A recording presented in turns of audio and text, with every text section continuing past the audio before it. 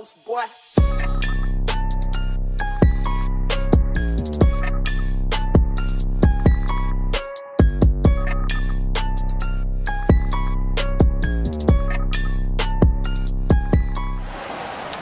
Good afternoon and welcome to Houston, Texas SimWorld Sports Arena, our location for the first of 4 quarterfinal games in the Race to One Championship here on SimWorld TV. The first of 4 is the upstart 8-seed Bad Boys, fresh off an upset of top-seeded Rocky Mountain, facing off against Beasts of the East. I'm Marsh, joined in the booth for this first game by Sam. An intriguing matchup. 2 teams that enter with very similar approaches that could end up defining this game. Like you said, March, similar approaches. Both of these teams here tonight, the keys for them are going to be scoring from the outside. Both of these teams are some of the best perimeter defending teams we have here in SimWorld Hoops, but they're some of the worst at defending the three-pointers. So that is going to be the key tonight for both teams. Get shots from the outside. Don't try to depend on the paint, because you're going to have some big dudes in there trying to swap some shots. 4 guys that can dominate in the paint as we get our first bucket of the game, a 3 for Beasts of the East. It's Malcolm Chamberlain and it's Lorenzo Phenom for Bad Boys basketball matching up against JoJo Kearney and Levin Cutler, making a mark initially is JoJo Kearney with the block. That's a matchup at both positions, Sam, that feels like if beyond the three-point shooting is something to keep an eye on, and what down the stretch of this game could be the deciding factor. Oh yeah, these bigs are going to be going at it tonight. We got some big dudes down in the paint there tonight. Aggressive. Owen Pride there with the block on the perimeter, doing it from the outside this time. But yeah, we're definitely going to see some physical play down the post. Owen Pride showing us what he's got tonight. Pride stepping into the rotation here, a surprise starter for Coach Sonny Jackson. His minutes have increased recently, but averaging just 13.5 minutes, 1.7 points per game, as the three-point attempt there from Fareed Redmond goes short. And of course, we also have Kasim Porter Jr., the newly minted newcomer of the year for SimWorld Hoops, averaging just under 8 points per game in 17 minutes for head coach Assad Drayton, Beasts of the East. Baugus gets that one to go. Baugus was the leading scorer for Bad Boys basketball when they faced off against Beasts of the East back on August 1st, a 14-point Beasts win, though a game in which Levin Cutler held to just 8 points as Fareed Redmond gets that triple to go. You expect that matchup, Redmond versus Chamberlain, to go any different way, or do you think Chamberlain might have the tools to slow down Cutler? Well, I mean, that's what I'm saying, Marsh. Fareed Redmond, he reminds me of a young Bucks Ray Allen as far as the way he plays and the moves he uses to get open shots from the outside, from the perimeter. That's what he needs to focus on, creating shots from the outside. Don't try to take it in on guys like Malcolm Chamberlain, because they don't take too kindly to that. Block there from JoJo Kearney. He's now got 2 on Lorenzo Phenom. Phenom had a phenomenal opening round game against Bad Boys, as Cutler can't get that one to go. Big night Marsh, for we're Phenom. seeing it early here. We're seeing a lot of block shots already. We've seen No Kearney here for Beast, blocking a couple shots. Malcolm Chamberlain getting involved down there. Owen Pride had one on the perimeter. We're already seeing it here tonight. Kearney. Pass there leads into Lorenzo Phenom bucket. Kearney had a phenomenal game in the opening round. The win over Run DMV, anchoring the defense for Beasts of the East, as Redmond gets another. This one a deep 2, they're going to call it. But in that opening round, JoJo Kearney, 6 blocks in 30 minutes of action, sat for just 2 of them, as we've seen Coach Drayton go and rely on his 2 big men. Cutler played 24 of 32 minutes in that one, so they've managed to try to keep at least 1 big man on the floor at all times, or at least they may try to again. We're tied up here at 8. I gotta say, Marsh, I think I like what I'm seeing. Oh, big boy ball there from Levin Cutler in the paint on Malcolm Chamberlain. But I gotta say, I like what I'm seeing from Bad Boys right now offensively. They've run a couple pick and rolls here to start, doubling Phenom at the top of the key there. But that's when they're at their best. When Bad Boys are running the pick and rolls with Bogus, Pagnotti, and these bigs like Phenom, that's when they're at their best. And if they can get that going tonight with these defenders that Beast East has in the paint, that would be huge for them. Seeing a lot of double teams here early on Phenom. Step back jumper, that won't fall from Camarian Goodyear. Goodyear, the third leading scorer for Beasts of the East, 8.5 points per game behind Redmond and Cutler. Driving into the paint is Baugus. He's got 2 more to go. Baugus, a key integral part of that 3-point upset over Rocky Mountain. Christine Porter dumps it inside here to Redmond. He'll go to work on Baugus. The fadeaway won't go. Baugus in that game, 11 points. Many of them came in the fourth quarter, supporting 4 double-figure scores for Bad Boys. The alley-oop here, Lorenzo Phenom putting it home and a 2-point edge early on. That's what I'm talking about, Marsh. We see it there again. Phenom slips the screen instead of setting it there, catches the defense off guard. Baugus on the lob. He is the assist leader here in Simworld Hoops this year with 5.6 a game, and we see right there why. Tough layup attempt there from Goodyear, but it's Malcolm Chamberlain there to deter that one. 2.6 blocks per game for Chamberlain. Would have been a worthy contender for the all-defensive team. Phenom swings it. It'll be Baugus getting the screen from Chamberlain. He'll pull up for a deep 2 over top of Cutler. Won't get that to go. Rebound KPJ. Marion Goodyear trying to go to ISO work. Step back 2. Goodyear now 0 for 3 to kick this one off. A slow start for their third leading scorer. Comes Chamberlain. Good defense. Better finish there for Chamberlain. Sneaking that one past Levin Cutler, and a 4-point advantage here for Bad Boys, their largest lead of the game. That'll be a timeout. We'll step aside. 1:55 to play here in the first quarter in Houston. First game of a Simworld TV quadruple header.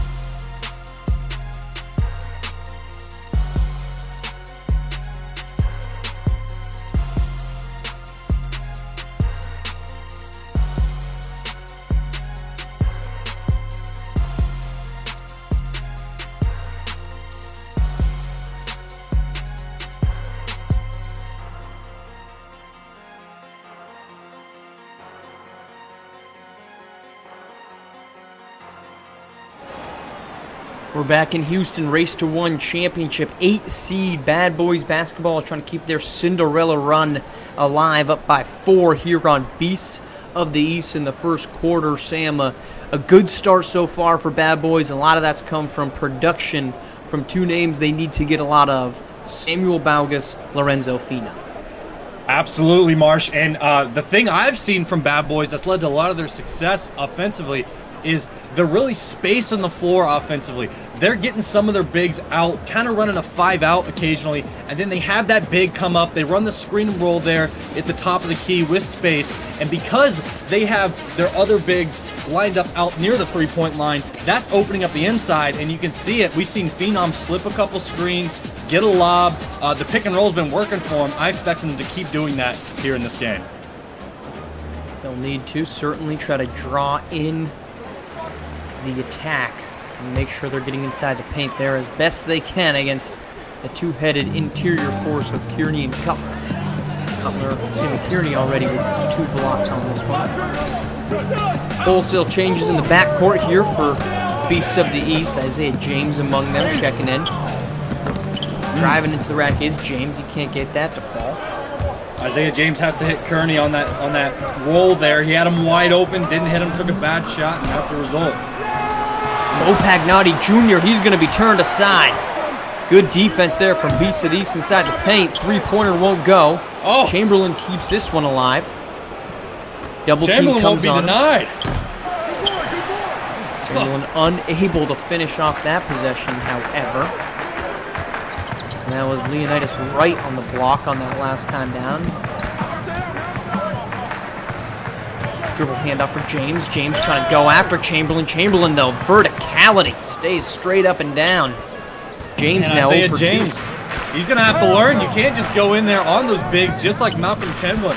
I mean, he's not going to let you overpower him at the rim. That is a massive man. He's got elite athleticism. Bogus there doesn't care what kind of athleticism JoJo Kearney has as he floats it right over the top. A few ways you'll be able to get something over the 6'9" frame of Kearney. A little float action from Baugus.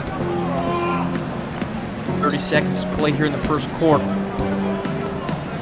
Hand off to Bousquet. He's going to have to shoot here. 2 seconds on the shot clock. Gets it to fall. And that ends what was a bit of a cold streak. 8 straight points for Bad Boys basketball comes to a close. Late first quarter. More work up top. That's Bo Pagnotti Jr. He's been relegated to the bench after struggling for much of the season. Sonny Jackson came in with some changes of his own to the rotation. 3 seconds. Pagnotti Jr. halfway down and out. That'll be our first quarter. 16-12.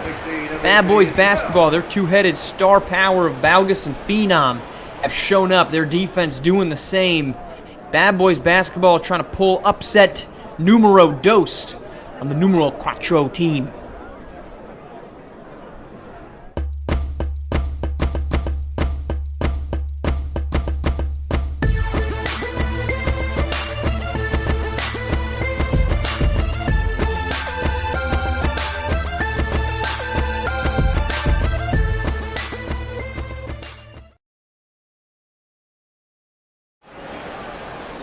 We're back here in Houston, 1 week, 1 tourney, 1 winner. It is the Race to 1 championship, the first of 4 games tonight, coming to you exclusively on SimWorld TV. The next one up, Yacht Club in Asia Pacific.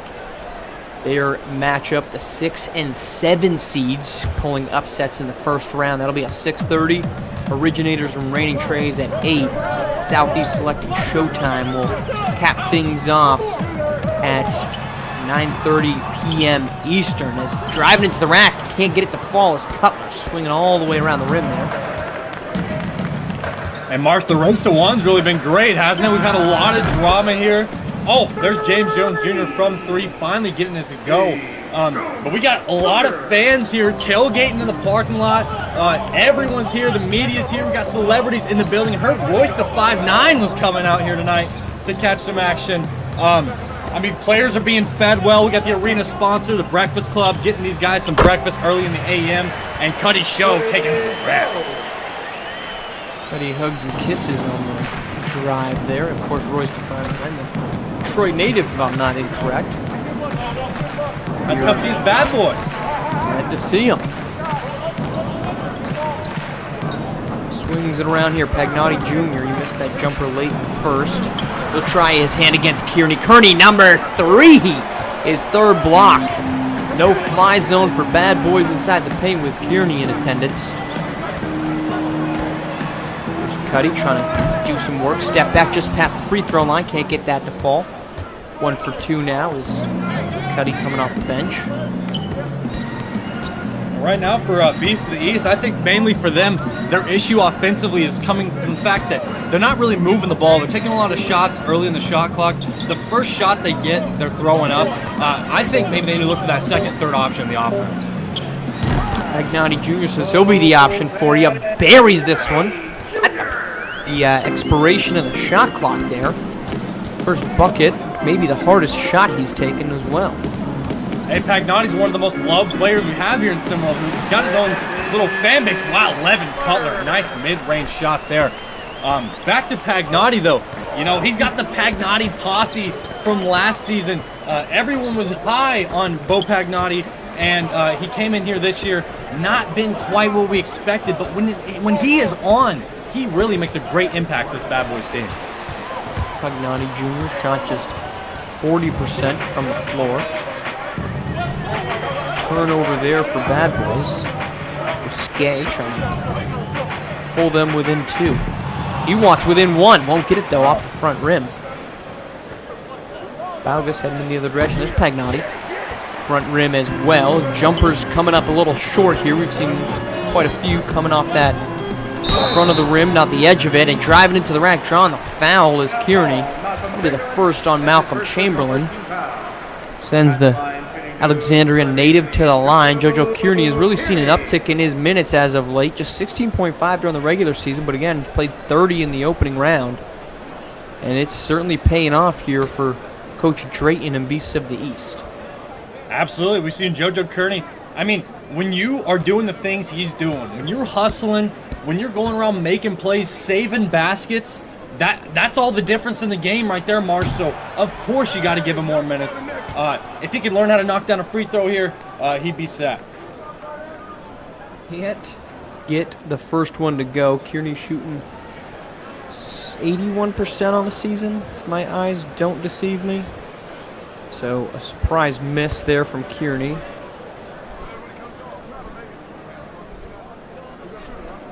Second one up to pull within 3 here. They've trailed for much of the second half of that first quarter. Back and forth first 4 minutes, not so much for the second 4, but Kearney gets that one. We're within 3. Kasim Porter back on the floor. Cutler checks out. Fareed Redmond rejoins the Beasts of these teammates. He'll now get matched up on Phenom. Phenom to the rack, gets that one up and down. To go. Phenom now with 8 points on this game, going up against Redmond there on the switch. Yeah, good use of his body there by Phenom. He has a size advantage on Fareed Redmond. Uses it wisely in the post, and it works out. And a low Kasim Porter Jr. Offhand, awkward layup, gets that to fall. Porter Jr., a mid-season acquisition for Beasts of the East, but one that has paid dividends, not only receiving Newcomer of the Year, again, doing it in just 16 games, making an impact on the season and the campaign for both him and Beasts of the East. Absolutely, like you said, Newcomer of the Year. Did you see that mix today, Marsh, in our media feed? I sure did. Quite a few good highlights. Yeah, great highlights that really showed off Kasim Porter and what he's able to do. JoJo Kearney sending that one back there. Lorenzo Phenom, though, he'll take the follow-through, no problem. Phenom's really getting going up to double figures now in the first half. Here's Redmond, looks like a parting of the seas, decides to pull up for the mid, he gets it to fall. Wow, just kind of lulled the defense to sleep there at the top of the key. They thought he was about to dish it off to someone else.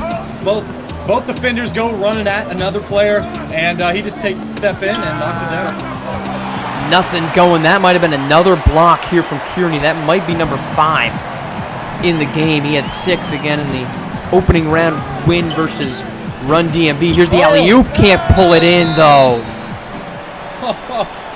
Man, the Goodyear blimp, Camarion Goodyear trying to get up there. I'm not sure how accurate that lob was there, though. I gotta say, though, Marsh, on the offensive end for Bad Boys, we know Lorenzo Phenom, he loves that post fadeaway, but I gotta say, I don't think that's gonna work out on JoJo Kearney tonight. Kearney may only be 6'9", which only we say that lightly. His frame allows that wingspan to really be detrimental for opposing offenses. There's Garcia, his first bucket. We haven't heard much from Garcia or Aiden Weaver in this one. Both held scoreless thus far. Weaver, don't sleep on Nathaniel Garcia, though, Marsh. He's one of the best shooters we have here in Stimwell Hoops, and I actually think he's just a few minutes a game away from really showing us what he can do on the floor. Didi is shooting 47% from deep. There's Kasim Porter Jr. Can't get it to fall. Rebound for Owen Pride. Garcia 47. Weaver 61. Made threes 58%. Part of a contingent that As you mentioned at the top of the broadcast, shoot 6'2". Here's a pickpocket, though. Isaiah James wants it. He says, I'm going to take a free throw line jumper. Misses terribly. Yeah, you can't say all that while you're getting the steal and then go down there and brick a jumper from about 5 feet from the rim like that. That's a bad look. Moving to go, and that might be another block here from Kearney. Yep, we see it there. Phenom tries to go for the post fade again, and just like I said, I don't think it's going to work out on JoJo Kearney. He's got the nickname No-No Kearney for a reason.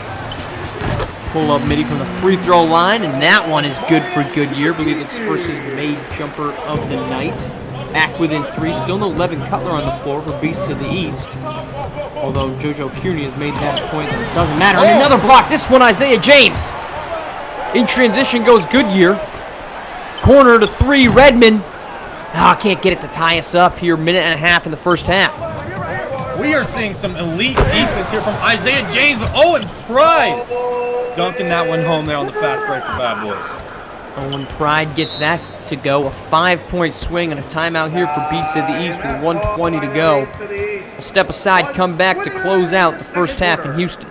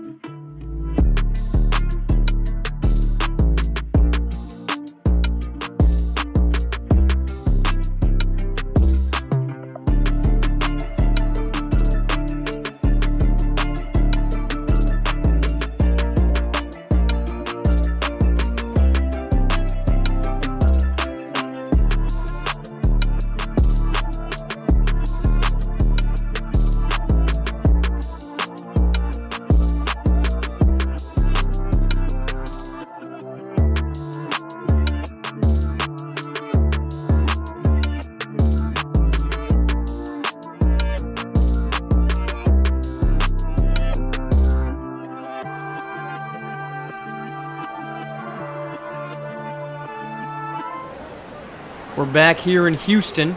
Mind you, stay tuned in between each of the 4 broadcasts tonight for the post-up right here on SimWorld TV. And, of course, SimWorld TV, your exclusive home for the Race to 1. So make sure you're commenting, subscribing, and turning on notifications so you're not missing a minute of Race to 1 basketball here in August. We've got Tuesday, Thursday, Saturday to wrap up the regular season.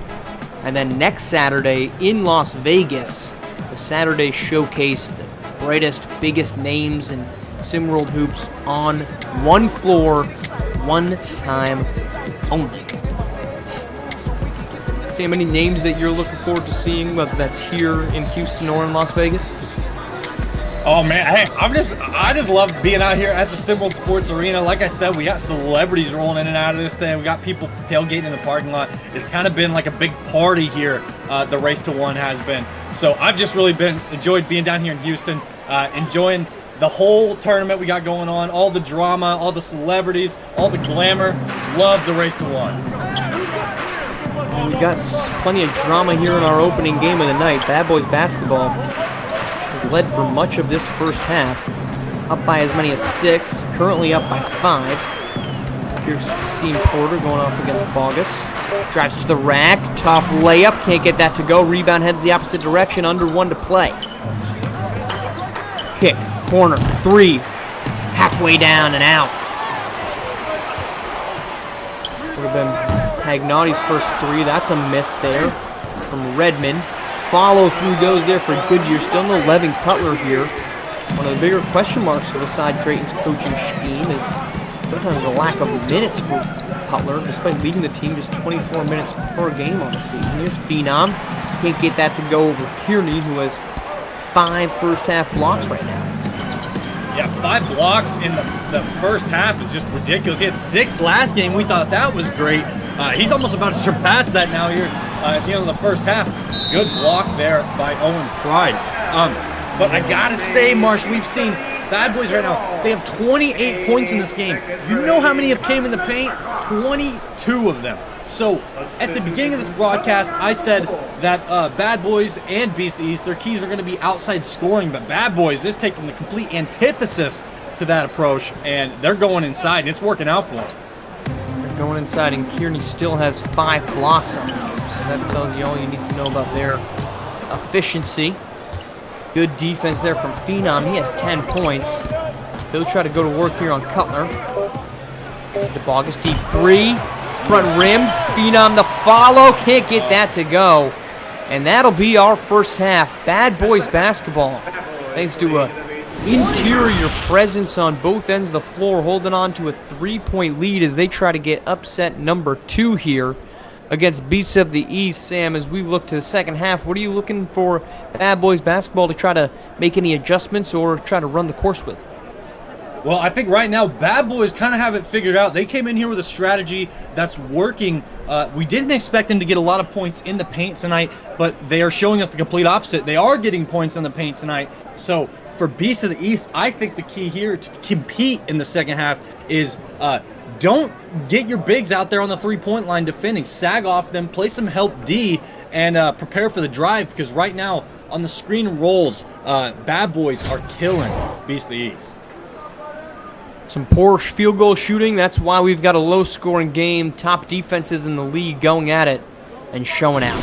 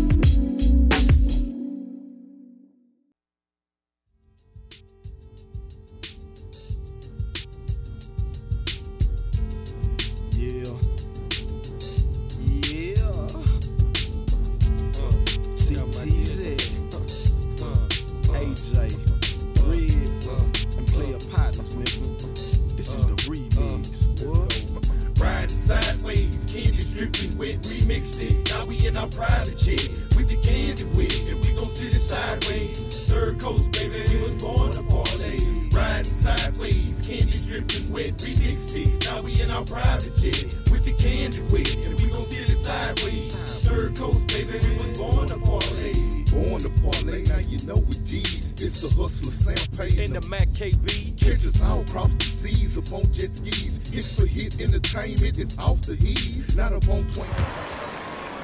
Back to the SimWorld Sports Arena here in Houston, Texas. Race to 1 championship. Round 2, game 1. Bad Boys basketball on top of Beasts of the East. Sam, it was Lorenzo Phenom and it was Samuel Bogus going to work in that first half for Bad Boys. Absolutely. They were getting the pick and rolls working there good. That's when they're at their best, and that's what I love to see from them. I would prefer not to see shots like that from Phenom from the mid-range, especially on his post-up fadeaways. We haven't really been seeing those good tonight, especially on JoJo Kearney. So for them, that's what they need to focus on. Beast of the East, though, they got to work their offense a little more. They are not getting any good looks. Their defense, the number 1 ranked defense in SimWorld Hoops, has shown up, but as you mentioned, they have not gotten going offensively. Levin Cutler, after having a big opening game against Run DMV, has not looked the same, and he struggled, remember, in that matchup on August 1st against Bad Boys basketball. Just had just 8 points on 8 shots in that one, shot 4 of 8. As Malcolm Chamberlain and Lorenzo Phenom teamed up to play some intense defense. As checking out is Cuddy Hugs and Kisses, checking in Camarian Goodyear. That moves to Reed Redmond to the 2. Well, you talk about Phenom and Chamberlain's defensive prowess. Don't forget about guys like Owen Pride and Camden Gilroy off the bench. We got Owen Pride in the starting lineup. Camden Gilroy coming off the bench. These guys got some great interior defense on their hands, and they got all the shooters they need. So definitely no small part defensively to those guys. You mentioned these are 2 of the worst teams in three-point defense as we get an illegal screen called here on Chamberlain.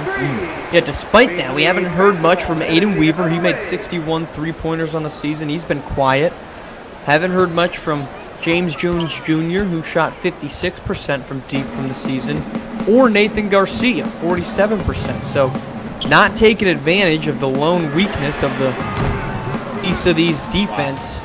But for Reed Redmond, again short on a 3-ball. He hit his first, has been unable to get rolling since then. Yeah, I'm starting to wonder if Beast of the East hosted like a real hard practice or something before tonight. Everything they're putting up right now is hitting front rim. They're barely getting the ball to the basket.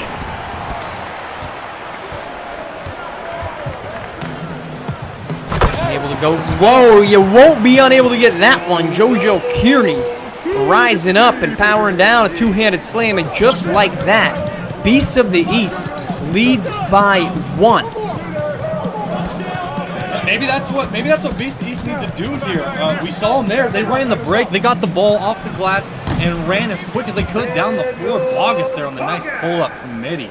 But if the Bad Boys defense isn't going to get back, if you can run the floor, exploit that all day long. Getting into the paint is Beast of the East here, taking a note out of the Bad Boys playbook of the first half. And a good interception there coming across was Owen Pride, taking away what looked like was going to be an easy 2 points for Cutler. Yeah, Owen Pride's played some great perimeter defense here tonight. We saw him have a block on the perimeter earlier, affecting shots out there, gets a steal there. Owen Pride's doing it for Bad Boys. And finally, Aiden Weaver for 3, his first triple of the afternoon. Couldn't come at a better time. Pushes the Bad Boys lead back up to 4. They've scored 5 straight points since Beast of These took the lead, and Levin Cutler will have none of that. That'll draw a timeout. We'll step aside briefly. 5:13 to go here in the third quarter. It's a tight one in our opener. Bad Boys on top by 2. Diamonds glaring, remixed it, and now we got the whole world staying. See, it's true, playboy, we representing that text. Boulder so big you can't fit it round my neck.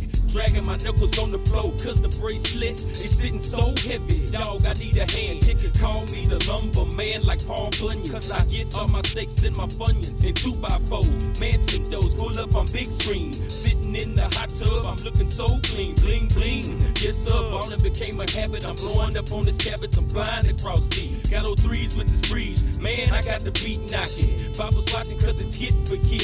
Featuring Red, AJ, and CT up on the remix. For the fly ladies and Louis Vuitton teams. Independent women out making they fucking dream. All right, we're back in Houston. Bad Boys on top by 2. 1 week, 1 tourney, 1 champion. That'll be the conclusion coming up this Saturday. We will be crowning a SimWorld Hoops champion. It's been upsets galore through the first round of the race to 1. 2 7 seeds advance, reigning Trays and Asia Pacifics. A 6 seed advancing in the Yacht Club. And, of course, Bad Boys Basketball making their way into it. Make sure you're following along here on SimWorld TV and on social media.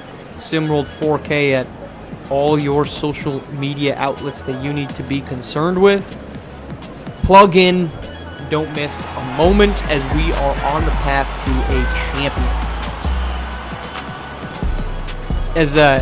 Sam, as we've seen this upset kind of riddle the bracket with the 8 teams we have left standing, who do you feel is the favorite to win it at this point?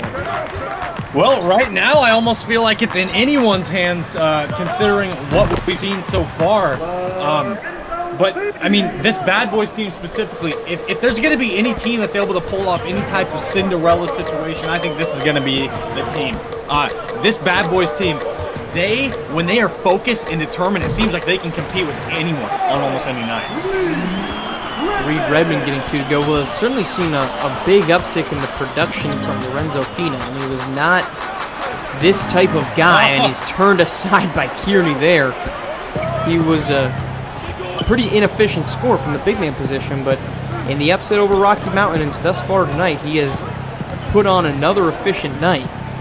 The question will be if he can do that for another 12 minutes. Here's Redmond, another off the front rim jumper. Redmond just cannot get it going. He's got to have some tired legs here tonight or something. Oh, Aiden Weaver there on the steal. He's on the break. We got JoJo Curry, though.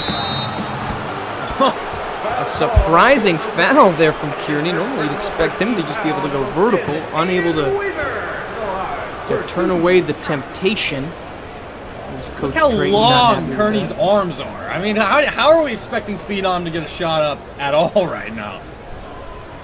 Well, Kearney kind of has flown under the radar for much of this season. He's averaging 2.1 blocks, but man, just getting 16.5 minutes, 4.5 rebounds. You have to wonder what he could have done with a full season of full minutes. Again, 30 minutes in the opening round win. 16-year-old does expect to return here for a Beast of the East squad that has just 3 17-year-olds. So Reed Redmond, Camarian Goodyear, and Eric Bousquet will be likely departing from these, as in the only likely departures from Beast of the East, giving Coach Drayton quite the arsenal of pieces to build around next season, including, of course, Levin Cutler. Yeah, if you've already got your interior defense set up, your interior pieces, that gives you a pretty clear path there for the offseason recruiting. I mean, you need to build up some scoring offensively in what you're losing. So I think that gives Beast of the East a pretty good, solid foundation to build off of, and a clear-cut destiny when it comes to what they need to be looking for this offseason in their recruiting. Here's Isaiah James, one of the many 16-year-olds likely to get some more minutes in the expected departure for Reed Redmond, or not expected, he will depart. So it could be one of those names to watch in terms of the increased workload, him and Kasim Porter Jr. both. As Bo Pognotti Jr. checking in here for Aiden Weaver, who was called for the foul that sends James to the line. Isaiah James at the line here. We've seen him play some great defense. He sent one off the glass earlier, has a couple steals, been talking trash. Isaiah James really giving Beast of the East the energy they need. I wouldn't mind seeing them keep him on the floor here going down the stretch. James definitely known for his defense, and that's the calling card here for the top-ranked defense in the league. But driving in, no defense is going to stop that man, Bo Pagnotti Jr. and the harm. What? Pagnotti, right as we compliment Isaiah James on his defense, Bo Pagnotti says, "Let me show you something." Rises up and throws it down with the contact. Big bucket to answer the free throws at the other end. Here's the free throw to make it the old-fashioned way. He does. Pagnotti Jr. And really throughout this game, anytime Beast of the East has been threatening to make a run and at one point even taking the lead, Bad Boys has answered the call, keeping them at anywhere from 2 to 5 points throughout this game. Here's Cutler, turned away by Chamberlain. rising high to get that one knocked away. Here's Goodyear, won't go. Offensive board and the putback. Leonidas Wright. Wow, what a defensive possession we saw from Bad Boys, but it doesn't matter. Leonidas Wright, tenacious on the boards down there, and you know he's a supreme athlete. Gets that thing, goes up straight vertical, and throws it down. Pagnotti Jr. can't get that to go. Rebound again for Wright. He's trying to push in transition. Decides to back it out. Tipped inside. That's Chamberlain on the steal. Another interior defensive play for Bad Boys. Turning away what looked like a good look, but good defense here on the other one. Looks like that might have bounced off a defender. It'll be Goodyear trying to go to work on Pagnotti. Screen from Wright. Downhill goes Wright. Down here, beg your pardon. That's Goodyear for 2. And this game is back and forth right now. Like you said, Marsh, no team can really get anything going here and pull away. It's just been back and forth so far. And I love to see it. This crowd's getting electric. We're getting some good ball here in the third. James Jones Jr. gets that one or can't get that one to fall on the fade. Here's Bousquet going to work. Man. Loses defender for a second, forces the switch. Goodyear for 3. No, sir. And Beasts have not been able to get any outside shots falling tonight at all. Quick switch. That puts Goodyear on Balgus. Driving into the paint. Halfway down, unable to go. Now here comes Beast of the East trying to push in transition. Dumped inside to Bousquet. Goodyear up top. Screen turned away by Cutler. Goodyear, tough attempt. Good defense there. That would be Elijah Alexander III. And Alexander now turned aside. The defenses continue to show up. This is not an offensive paradise for either side.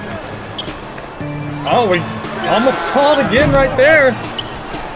And the three-pointers, there was a lid on these jumpers as Bousquet can't get the 3 to go.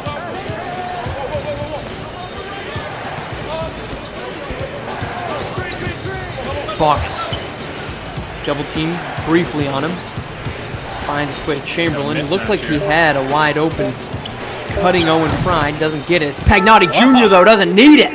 Three-pointer late in the shot. 3 is better than 2, Marsh. 3 is better than 2. I thought Malcolm Chamberlain was going to exploit the mismatch down there with Leonidas Wright. Leonidas Wright is an athletic dude, though, so maybe not too much of a mismatch, but hey, 3 is better than 2. Kicks out the three-pointer. Bo Pagnotti knocks down the contested jumper. Levin Cutler gets the steal and the follow. Malcolm Chamberlain, the turnover king there.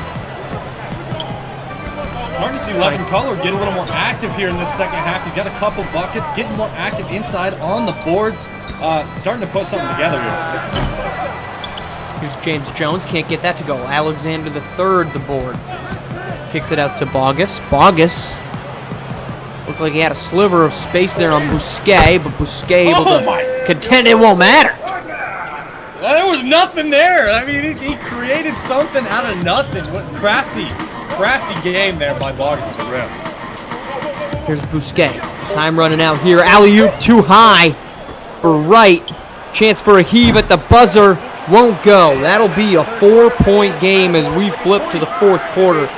Bad Boys basketball just 8 minutes from their second upset of the race to 1. Samuel Bogus doing the lion's share of the offensive work, and Malcolm Chamberlain anchor the defense.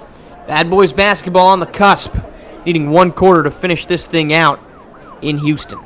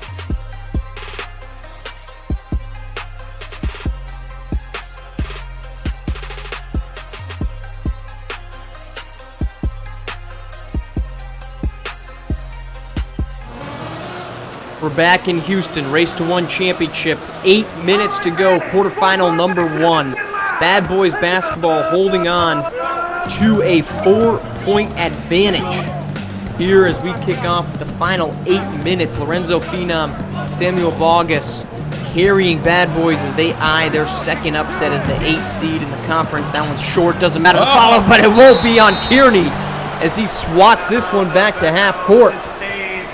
No, no, no! JoJo Kearney. That's what we've been seeing. I think that's his, is that his 6th? That's his 7th block here tonight for Kearney. He's been protecting the paint for Beast East all on his own. We've seen the story here so far, B points in the paint. Bad Boys basketball at one point had a 22-6 points in the paint advantage, and now it's shrank to just 28-20. So Beast East really starting to put things together here.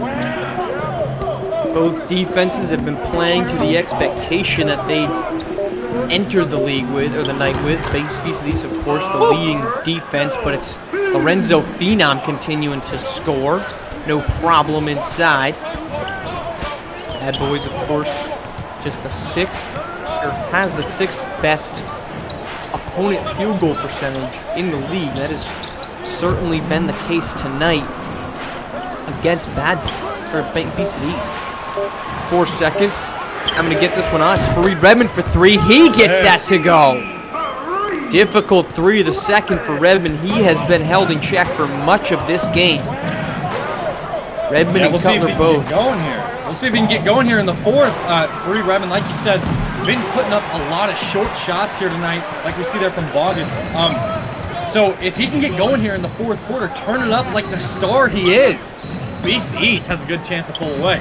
Here's to the rack. That's Kasim Porter Jr. 5 quick points, and that lead is down to 1 with over 6.5 to play in the 4th quarter. Driving inside. That's Phenom. Phenom blocked! Oh! JoJo Kearney. Looked like an easy 2 points. No, JoJo. Wow. Yeah, we're seeing some crazy interior defense here now from JoJo Kearney, just like we always do. Bogus for 3 here, can't get it to go. I mean, the Bad Boys right now, they don't have any of their interior pieces in the game as far as protecting the rim and being physical. Malcolm Chamberlain out of the game, Camden Gilroy not in the game. They might need to get those guys back in to make sure they keep this thing in check. Well, they'll use some perimeter defense there from Bo Pavnotti. He strips that away from Cuddy Hugs and Kisses, and no man inside is going to stop Owen Pride on that 2-point dunk. They brought JoJo Kearney out to the perimeter on that one. That opened up the easy lane for Pride. Here's Kasim Porter Jr. trying to do work, tipped away. That's Lorenzo Phenom on the steal. Another tip ball for Bad Boys. It's been happening a lot here for Beast East tonight. They try to get something going towards the rim, and occasionally they've just thrown the ball away in those situations instead of kicking it back out and trying to reset the offense. Here's Bacchus. Kasim Porter Jr. on the defense. Owen Pride now. Late shot clock, 3-pointer off the front rim. That'll be corralled over on the side by Leonidas Wright. Right over to KPJ. Alley-oop attempt, that one won't go. Another failed alley-oop here for Beast of the East. I mean, Leonidas Wright can get his head above the rim here, but if you're not putting the ball anywhere near the basket, I don't know what you expect him to do. Lorenzo Phenom trying his hand as a 3-pointer. That one goes halfway down. Questionable shot there, Marsh. He had Samuel Bogus wide open, but Bogus has missed his last 2 wide open jumpers, so he'll have to wonder about a confidence issue from his teammates. And a difficult shot from Wright, and we are back to a 1-point game. We've seen Leonidas Wright. He's came in. He has done a lot of work here for Beast East, playing good defense, being active. You know he's athletic as all will be. So, I mean, Leonidas Wright coming off, give us some valuable minutes here for Beast East late. Another missed wide open jumper from Bogus. Bogus had a phenomenal first 3 quarters, but here in the first half of the 4th, he has not been himself. Redmond, step back 3 won't go. That one doesn't go there for Redmond, but I like what I'm seeing. He's not hitting front rim anymore. He got one to go earlier. It seems like he's being a little more aggressive. I look for him to actually turn things up here in these last 3 minutes. Beast of the East has just had 1 lead since the first quarter. It was a abbreviated one. Aiden Weaver shockingly misses a wide open three as the lid has gone in full effect. Can't get the lead though for Redmond. They have led once. It was a brief one. They led for about half a possession before Lorenzo Phenom went to work and got the lead back. Here's Weaver, three-pointer. No-go foul on Phenom. That is the 5th wide-open jumper that either Aiden Weaver, who, mind you, a 58% shooter from deep, and Samuel Balgas have missed. Balgas, he had 2 threes that have been missed. Meanwhile, Weaver, a pair of threes himself. Yeah, Cutler it's kind of hard to believe Aiden Weaver not being able to get anything here, even on open looks. Hey! Here we go, Cutler! And one on Chamberlain, and Beasts of the East has their first lead since midway through the third. Late here in the fourth, they're back on top. They have a chance to get their largest lead of the game since the first quarter. Wow, we see Beasts of the East. They came out here in the fourth quarter. They have made their adjustments. They're being way more aggressive, doing things the right way. We're going to have a close one here down the stretch.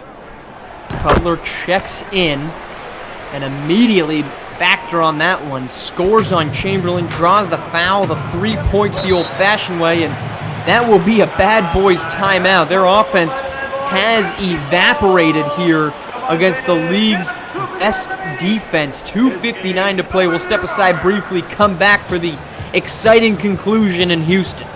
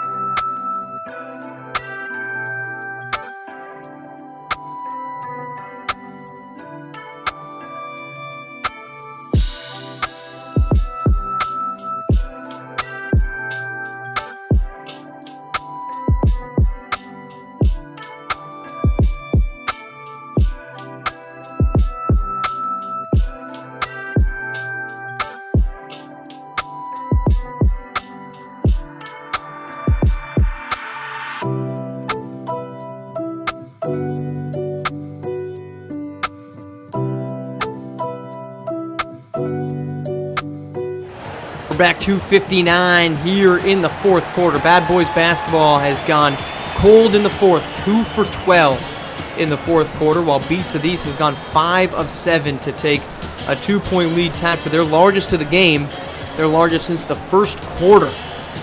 One possession, they've actually held the lead. That was the longest they've had it since that first quarter. They had a 1-point lead for a possession in the third, nothing more than that, as Bad Boys basketball is led for much of this thing anywhere between 2 to 6 points, as no one team, Sam, has been able to pull away in this one. No, I think both these teams recognize, I mean, the stakes are high here. The season's on the line. You got to play well here or else it's over. So I think Beast the East, they've really recognized that here in the fourth. They realize they got to turn it up now or never, and they're going to do it. Sam, your player of the game here, as we're under 3 minutes to go, is who? I think I got to give it to the big man, JoJo Kearney. 7 blocks tonight so far. He is just controlling the paint for Beast of the East. It's working out well. Samuel Bogus finally gets one to go here in the fourth quarter after 3 missed jumpers. We're tied up at 51 apiece. Here's Kasim Porter Jr. Swings it to Cutler. Cutler's got 13. Nice way to Redmond. Redmond going to work. Dumps it inside to Cutler. Nice. Cutler up and in on Aiden Weaver. Forced the switch there with an off-ball screen. Yeah, exactly what I was about to say, Marsh. You see Beast of the East there. They get the pick and roll. They get the switch. Exploit the mismatch. Expert level basketball there. Phenom trying to get it up. Kearney, no block, but good verticality. And Phenom again has turned away, passing to a wide-open teammate beyond the arc. The offensive struggles continue. Now 3 for 14 in the fourth quarter's Bad Boys. Here's Cutler. Decides to walk out of bounds. A questionable decision here from Cutler. What is he doing? Quite sure. We got a game going on here, Mars. What is that? Complete lapse in judgment there by Cutler, not paying any attention. Steps on the line. That's a major turnover here late in the game. Like some stick drift going on there. Double team gets the ball out of Phenom's hands. Here's Chamberlain, under 10 to shoot. Gets it to Bogus. Bogus, deep 3 for the lead. No way. Redmond the board. Push in the opposite direction. Corner. Kasim Porter Jr. decided to slow this thing down. Under 120 left. Going against Bogus. Backs it out. 10 seconds to shoot. Inside to Redmond on Chamberlain. Not necessarily a matchup you might like. Redmond off the front rim. We're approaching 1 minute to play. 2-point lead. Beasts of the East. Bad Boys needs a bucket. They go to their big man. Phenom kicks it. Bogus 3. Wide open. Yes, sir! Bogus finally gets it to go. There it is, Marsh. Big shot bomb from 3 here late in the game. Race to 1. All stakes are on the line. This is a crazy game we got here in round 2. Timeout, Beasts of the East. Samuel Bogus had struggled the entire fourth quarter. Lorenzo Phenom had struggled to trust his teammates, but on the biggest of moments, he does it, and Bogus buries the 3, and Bad Boys basketball is back on top by 1. Incredible finish here. All right, we're going into the timeout, Sam. You're coming out of this. What's the play call here for Beasts of the East? For Beast of the East, we've seen them a couple times here be able to successfully exploit the switching on the pick and rolls, and they've got a couple mismatches in the post. There's no reason to take anything crazy here. They need to work for the best quality shot they can. No early shots here in the shot clock. Make sure you're working for the best quality shot. And if those defenders collapse on the bigs here for Beast of the East, they need to be looking to kick out because Fareed Redmond here in the fourth quarter has gotten going. So this could work out very well for these guys. 53.6 to play. Beasts of the East, 1 timeout left. They're down 1. Bad Boys, meanwhile, just 1 timeout themselves. Obviously up by 1. Thank you to the Samuel Bogus triple. And Kasim Porter Jr. barely stays on this side of the front court. It's Camaria Goodyear. Wants an answer, won't go. Oh. Rebound Chamberlain. He'll push, needing a stop. Here's Bad Boys, down 1. Chamberlain trying to go to work on Kasim Porter Jr. Maybe not a matchup you love if you're Bad Boy. Swings it to Owen Prime. 10 seconds to shoot. Gotta get in the ball handler's hands here. Swings it to Weaver. Inside to Phenom. Phenom! Out of bounds! Oh! No shot. JoJo Kearney in the face of Lorenzo Phenom. And we're going to get another timeout here from Coach Drayton. He'll draw one up. A little surprising to go with that timeout with 22.9. It should advance the ball, however. 1 shot to go. They're down by 1. Are you trying to hold the ball here, Sam, until late in this game clock, or are you going at it quick? I think the priority here for Beast of the East, they got to get the best quality shot. So whether or not that comes early here in the clock or late in the clock, They got to get a basket just to make sure that they're able to go ahead here. I mean, taking that risk at the end of the game, that's a big one, so who knows. But I got to give credit down there to JoJo Kearney on the defensive end. Phenom thought he was going to go up and try to get a layup to go, but then Kearney had him so covered, he just threw it out of bounds. Terrible mistake here late in the game. 22 seconds left. Kearney, 7 blocks on the night, but the number of shots he has impacted probably is at least double that, whether it's in that instance no shot at all or just his verticality and his ability to stay vertical has been invaluable here for Beasts of the East. So 22.9, quick reset for you. 1 timeout left for Bad Boys, up by 1. Beasts of the East, no timeouts left. They'll inbound to Redmond, guarded by Weaver. ISO ball for Redmond. He's got a step. Going to the rack. Up. Lay it in! Up and around and in. It's Fareed Redmond. No stranger to big shots, and he's given Beasts of East a 1-point lead with 12.9 to play in the fourth. Wow.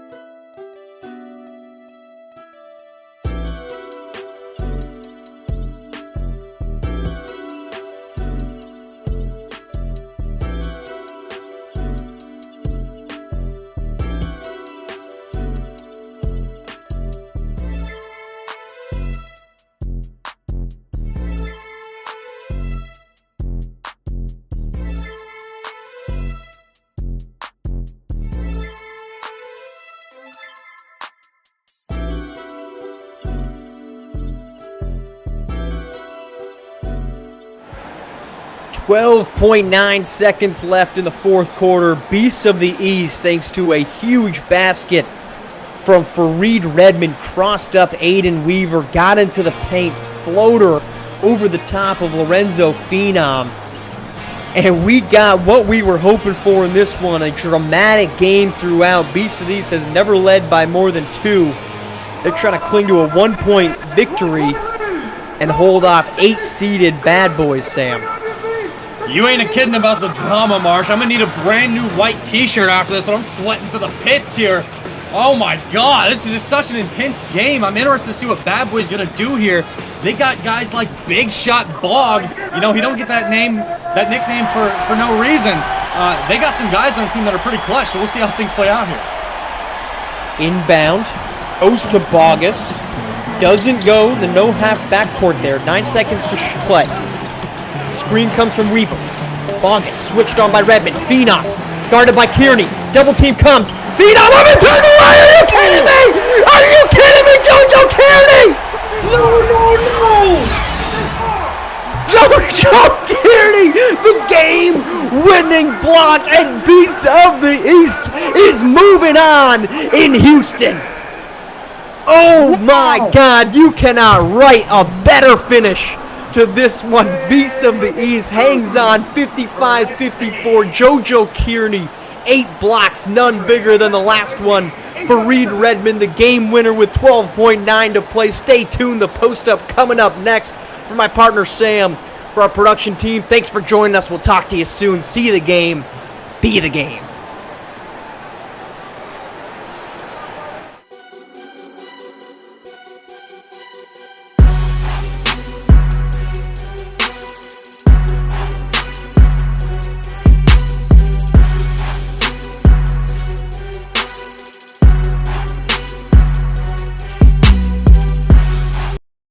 And JoJo says no on the last play of the game to give the Beast of the East the victory here in one of the most tightly contested race-to-one finishes you will ever see here in the sim world. And we've got everything that you need to know coming up with these next couple of games here. It is LOB here, back on the post up with my main man Maestro in the building. Maestro, how we doing, fam? How we doing? Man, let me tell you something. Oh, that was something else, brother. That was a game, man. Let's It get it. Let's was. just get it. Come on, let's get Yeah, fired. Let's go. let's just get straight into it. I mean, looking at this game across the board, I mean, we look at the performance that JoJo Kearney had last game, right? With the way that he played, and in this game tonight, he steps up big time and tops off the performance that he had last game. I mean, he's got to be on a roll. 11 rebounds, 8 blocks in this one, including the big rejection there on Lorenzo Phenom to essentially seal the game. Man, the way that he's been playing, I mean, it's hard to stop him on the defensive end. And you know you don't want to. Here's a guy, he comes in and he's done this. He's done this in spurts all season. I really like his game. I like how he uses leverage inside, right? But what I liked about tonight, he made sure he was in the right place at the right time. Obviously, his assignment was Phenom, and I want to talk about Phenom later, but he realized if he could stop him when he needed to, what that would mean for his team, and he totally did it. I mean, the end of that game was something else. It was like good D and bad choices, kind of like a Arkansas sophomore prom where everybody's on their way to becoming grandparents. And I'm like, is anybody going to do something smart here at the end? And he stepped right up and did it. And the one thing I do want to note, because you mentioned Phenom in this one right here, I mean, we saw it throughout the entirety of this game. It seemed like Phenom it seemed like he was not trusting in his teammates and the people around him. And I mean, granted, Bogus, he didn't have the best shooting performance in the fourth quarter, but he came up big with a clutch 3 to give them the lead late on. And what seemed like in that last play of the game, it seemed like Bogus was wide open. I'm surprised he didn't pass it out in that situation. But then again, it didn't seem like he was trusting of anybody throughout the entire game. So I don't know what the game plan was, but it just seemed like Phenom, he was in it, but he was out of it. I'm not entirely sure what it was. So what do you think about that, Maestro? Well, okay. I kind of had one of those light bulb moments here tonight, watching him play and watching him all season, listening to the commentary. I purposely stayed out of it because I'm just quite not sure how to think about it, but I'm going to say it now. You know that player that has game, but there's something missing about their game? You know that guy that can make every shot, the guy that can do all this cool stuff, but when it comes down to stepping into the fire, they're not quite there. That's what Phenom kind of reminds me about. I would like to see him work on his game where not only should he trust his teammates, and that was a perfect, perfect analogy by you, by the way, LOB, but also he needs to trust himself. It's like any sort of contestation causes him to soften up just a little bit. I'm not calling him soft. Don't start with that. Don't at me about that. That's not what I said. That's not what he's saying. But it causes his game to soften up just a little bit. And when you're going against somebody who's got that dog in him, and you know what I'm talking about when I say that dog, right? Right. You're you're fighting somebody, you're taller than them, you're stronger than them, you might be faster than them, but the second they get you on the floor, they go blind the same way I do whenever I hear Kanye West's Power. That's what I'm talking about. And that's what you're going to get at this level and higher. Everybody you're going up against got dog in them, and they want to get it, and get it. And if you can't hang with that, no matter how sweet your game might be, you won't be able to follow through. That's what I like to see him work on, just finding that trust in his teammates and himself, more importantly, so he can turn that great game into a game. Yeah, and look, I just want to mention this now because I'm already seeing it. We're not calling him soft, all right? The man is a tower. We're not calling him soft, but in this moment, it just seemed like the way that he was playing, he wasn't trusting in his teammates, the people around him. I mean, on the last play of the game, you're getting triple team, and I feel like just simply understanding that I've got 3 people on me, that means 2 people's got to be wide open. At least 2 people's got to be wide open. You know what I'm saying? Thank you. You got to be able to, you know what I'm saying?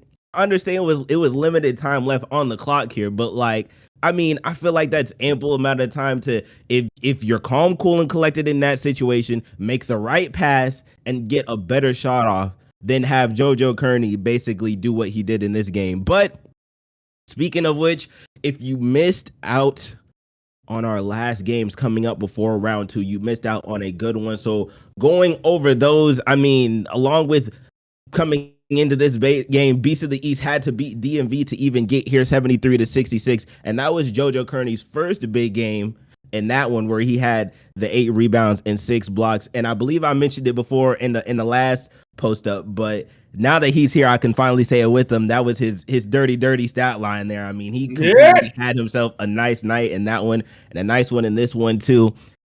After that one, we had reigning Trays in an absolute upset, 68-66 for G5. And I mean, we're talking about a team that in the first quarter only scored 9 points to 18. And what looked like a game that was all but over came and turned that thing around and ended up pulling off the upset against G5. Shout out to the reigning Trays for going out there and doing what they do best, trusting in their system, trusting in their game, and going out and getting a tough win in that one. Can I be rude for a second, LOB? I'm going to say this. I think something happens in our league. I almost don't want to say upset anymore, because every night everybody brings the funk and the noise and the sledgehammer, right? And it's like it doesn't matter. It doesn't matter what number is in front of your team's name. It doesn't matter what number's in front of your ranking. It doesn't matter what number. It just doesn't matter. You come in, everybody starts swinging at each other, and 2 walk in, 1 limps out.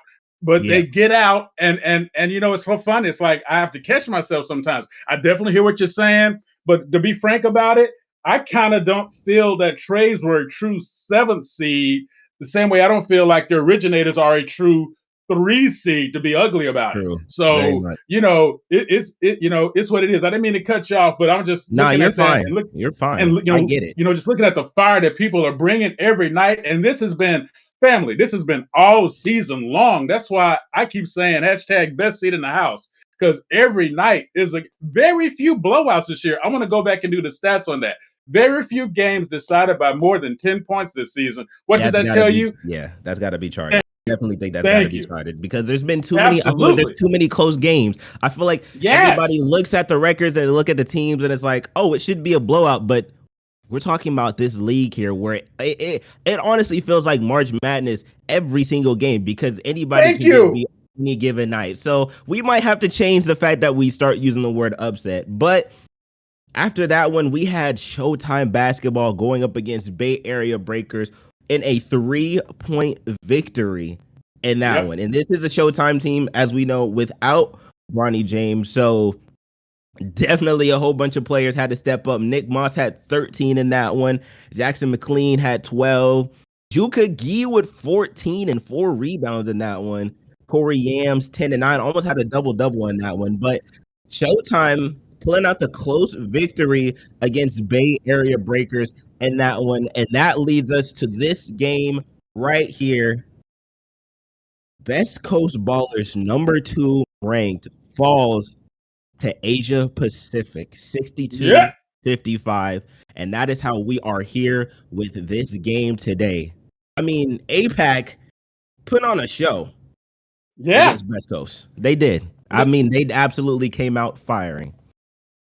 When you have a guy like Stephen George, that I'm just going to be honest about it. I think I wrote about him when I first started here in SimWorld. I think I did an article about him because I love me some bigs. That's just how it is. And to me, quite frankly, you can't come in my house unless you're 6'10" or taller. So my man comes in at 6'11". It's just how it is. But throughout the season, it's like he would give his team he would give APAC what they needed. And yes, I know you got the flying Reyes, you got Jacoby and JD. I get that. And other than my other favorite player on the team is Sung Jin Park. I know he's only 5'11", and he made a bad choice by committing to Harvard. It should have been Princeton, but I'll talk about him that later privately. Stephen George is surrounded by this multitude of talent that I kept saying, man, if they find a way to work my man.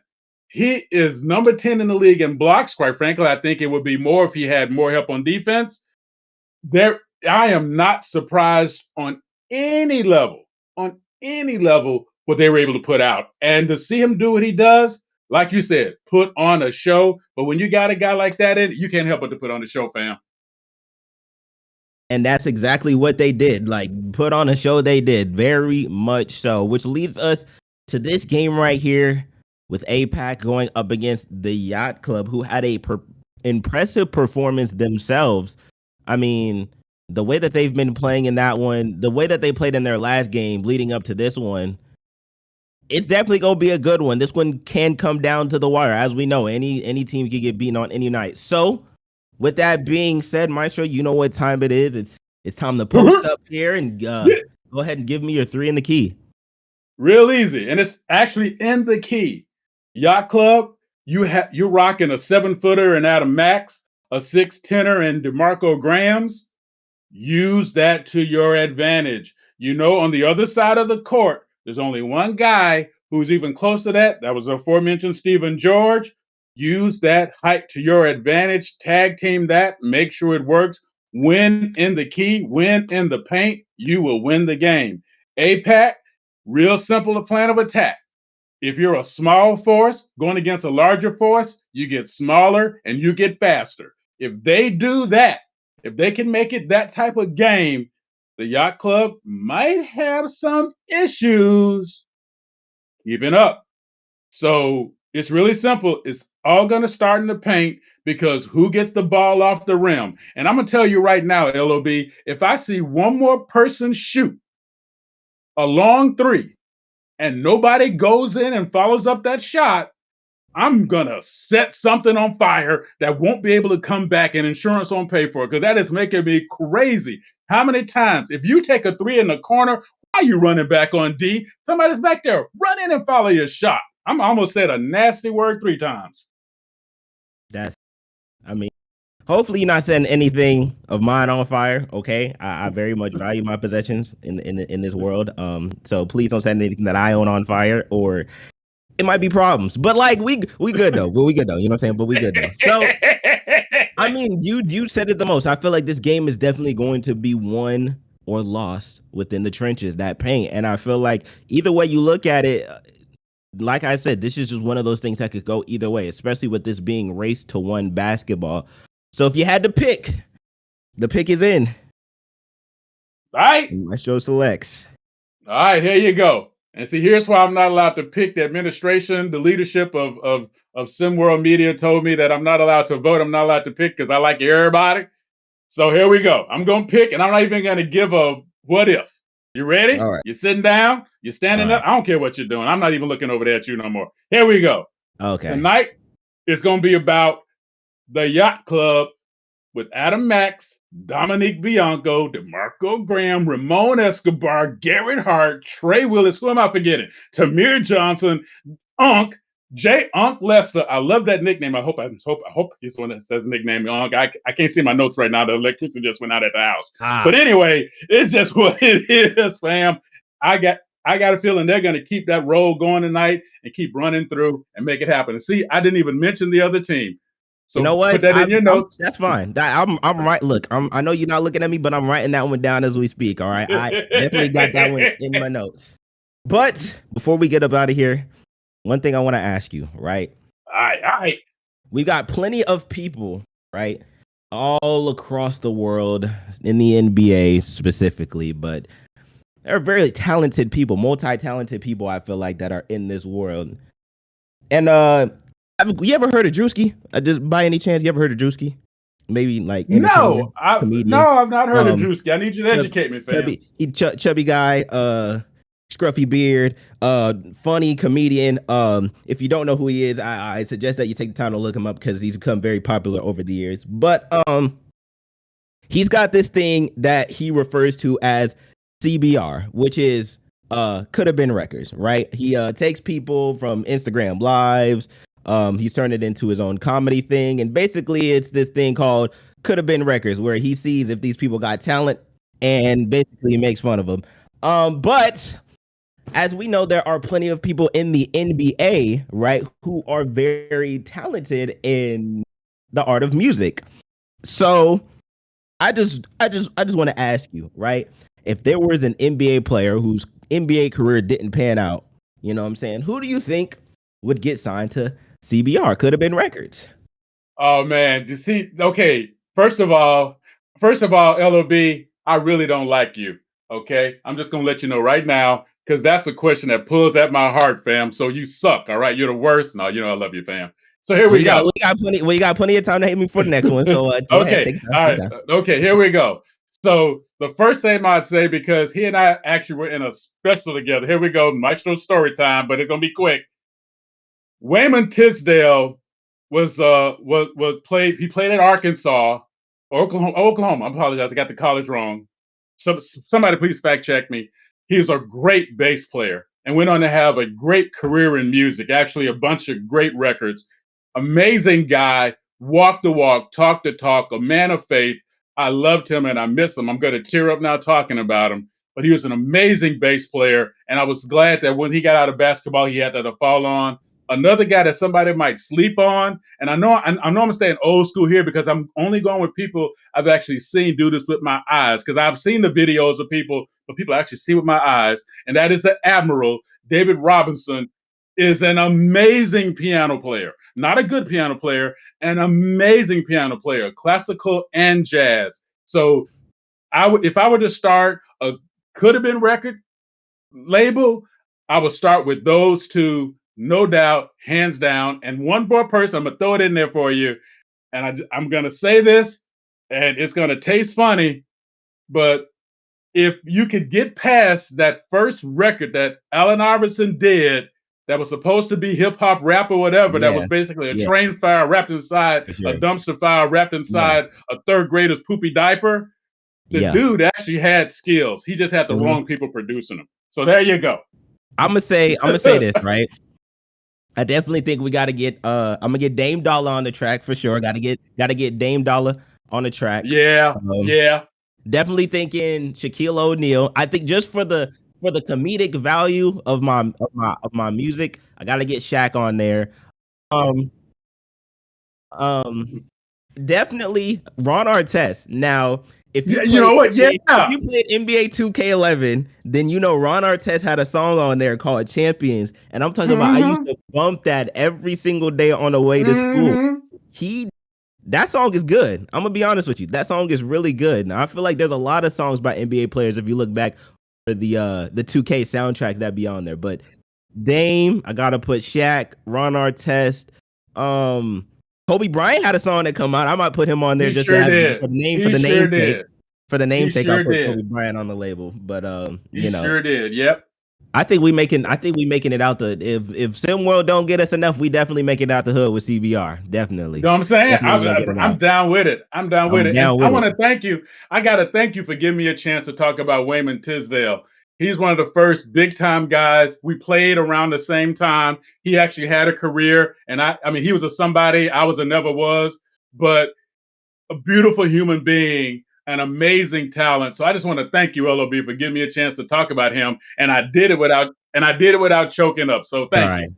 All right, it's all right, man. I would give you a hug, but we on TV right now, so I'm gonna save the hug for afterwards. I know. Wait, but also, I ain't got on no pants. I ain't got on no pants. So okay, you didn't have to tell me that. But Asia Pacific coming up next against the Yacht Club. You don't want to miss it. Also, stay tuned for this next coming post up where we're going to have a special guest, a special voice coming on the show. Yes, you heard it here first. A special voice coming on the show as she gives her input on her team and the future to hold. So make sure you stay tuned for this next coming post up. But we've got Asia Pacific and the Yacht Club coming up right after this. Don't go anywhere, folks. It's been LOB and Maestro here on the post up. And we'll see you on the next one. Did it again.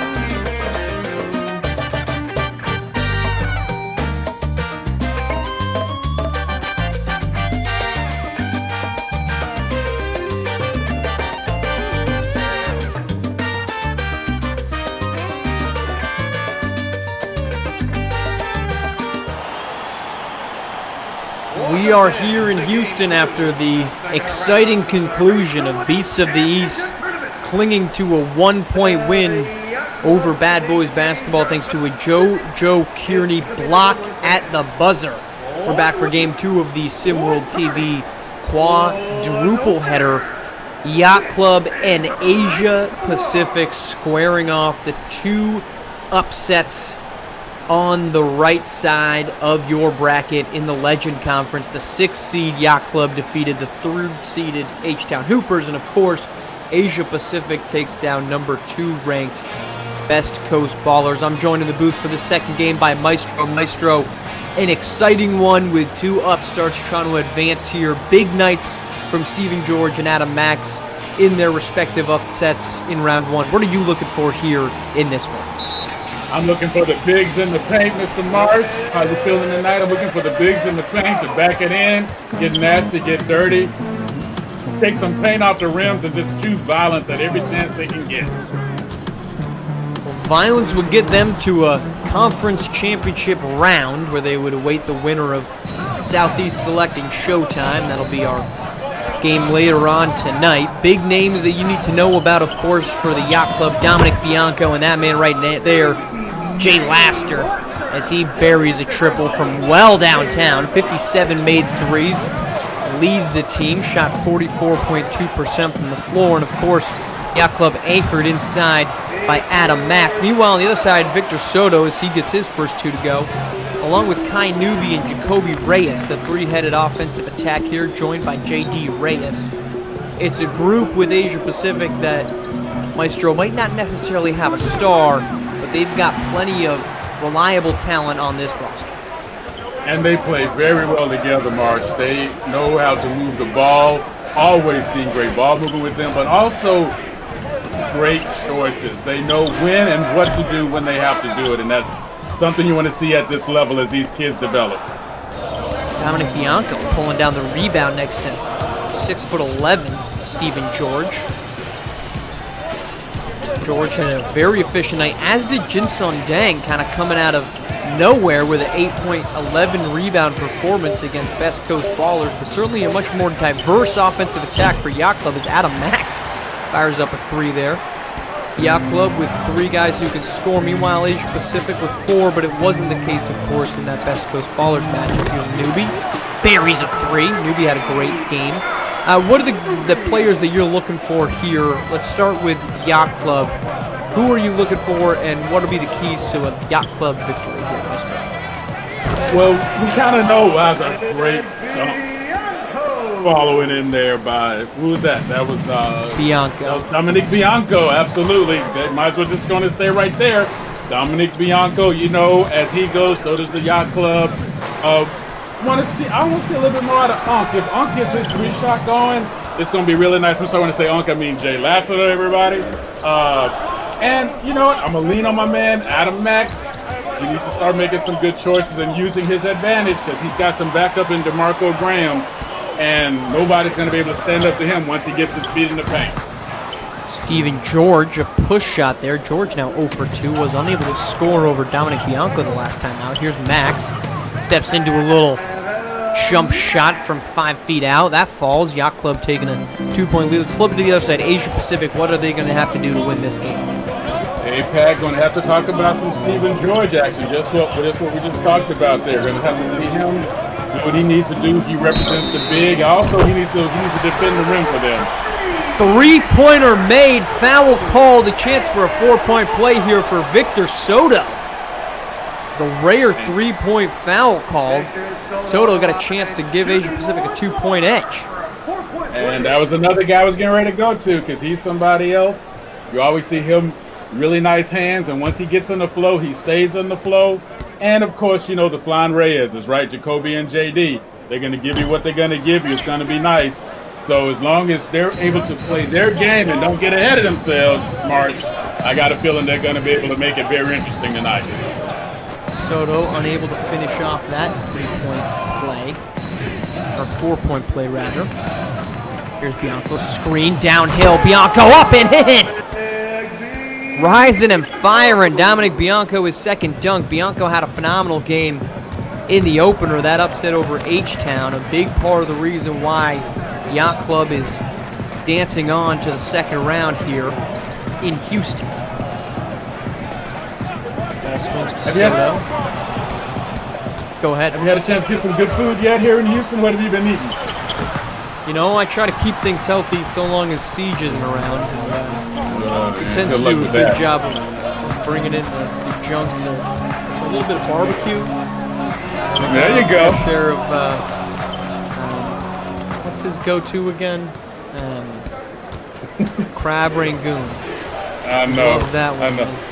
Bianco drives in for 2. I think we need to sit him down. Let's have a heart-to-heart with my man and kind of, you know, get him to come to the light. I don't think he wants to. I think he loves himself some Crab Rangoon, and he is happy to live and die on that hill.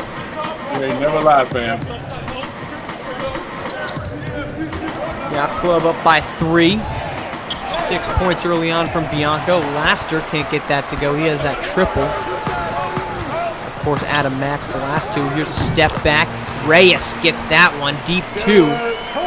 Needed bucket there for APAC. Jacoby finding his shot. Once APAC finds their shot, it's going to be what it's going to be. You know that, right? Jacoby, the team's leading scorer, though he's not necessarily efficient with it. 36% from the floor. Turned away. Jinson Dang anchoring some defensive play there. Soto, the 3, won't go. George, the offensive board, and the slam. And that's what I've been waiting for, baby. Choose balance, break some paint, break some glass. Make your shoe explode when you lay it down like that, man. Stephen George, he had a huge game. A lot of offensive boards in that upset. Up inside. Can't get it to go, however, is Bianco. They'll need that presence from George. He averages 8.2 boards, 2.3 blocks. They'll need every single number of those that he can provide them here. Soto going to work. Up, back, in, gets it. Just like that, after trailing by 3, a 6-0 run, 3-point advantage on the other end. That first step by Victor Soto, he took advantage of the confusion on the defense. Everybody peeled out thinking somebody, you know what? You got him, I take him, kind of move, and he just took advantage of it. That first step, super fast, made him pay. Bianco, the alley-oop, Adam Max finishes it off. High rising, high flying Adam Max. And Maestro, I'll return the question for you. What have you been enjoying of the culinary scene of Houston, Texas? Baby, I'm all about that chili, baby. Give me that chili, give me that chili, give me that chili. I love me some Houston chili, just what it is. If I didn't say chili, I'm going to say it again. Chili, chili, chili. Feel bad for your wife. Yeah, well, you know, she's young. She'll get over it. Deep 2 won't fall for Bianco. Driving in his newbie. That won't go. Rebound, meanwhile. It's Trey Willis on the board. And it's Adam Max, the Statue of Liberty, and this back and forth affair continues.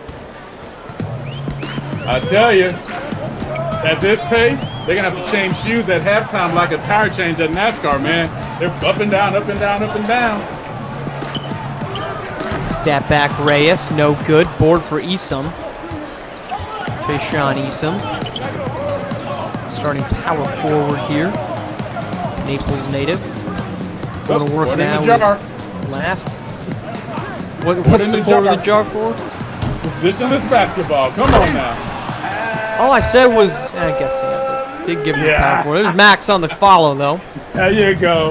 A lot better than shooting threes when you can do that right there. Max and George, we'll see plenty of that matchup between the 6'11" and 7-footer. Max, of course, was suspended for a brief moment earlier in the season by the team. Ended up getting reinstated, and they have succeeded once his return has been made. Inside to Max, and here he is again. Adam Max continues to cook. A great first quarter. As we get a late heave, no good. That'll do it. Yacht Club finishes strong, 8 straight points. They're on top, 19-14. Second quarter coming up next in Houston.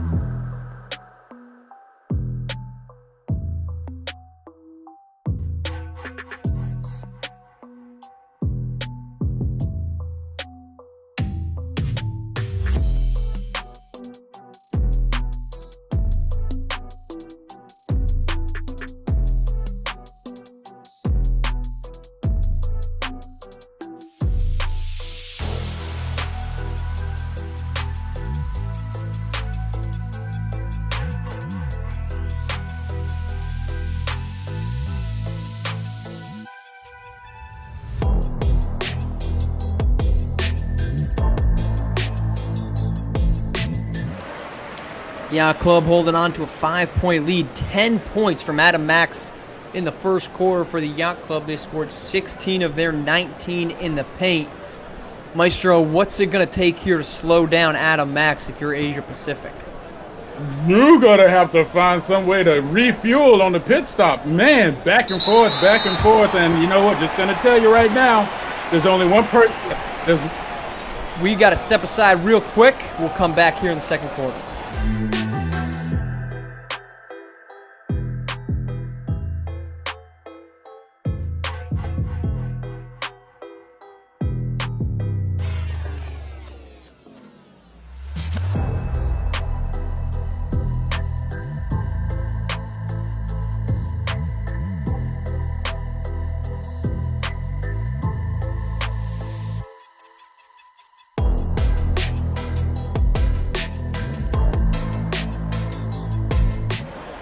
We're back here in Houston. A little ref miscommunication. They inadvertently called that when they got together. Ball remains with Yacht Club.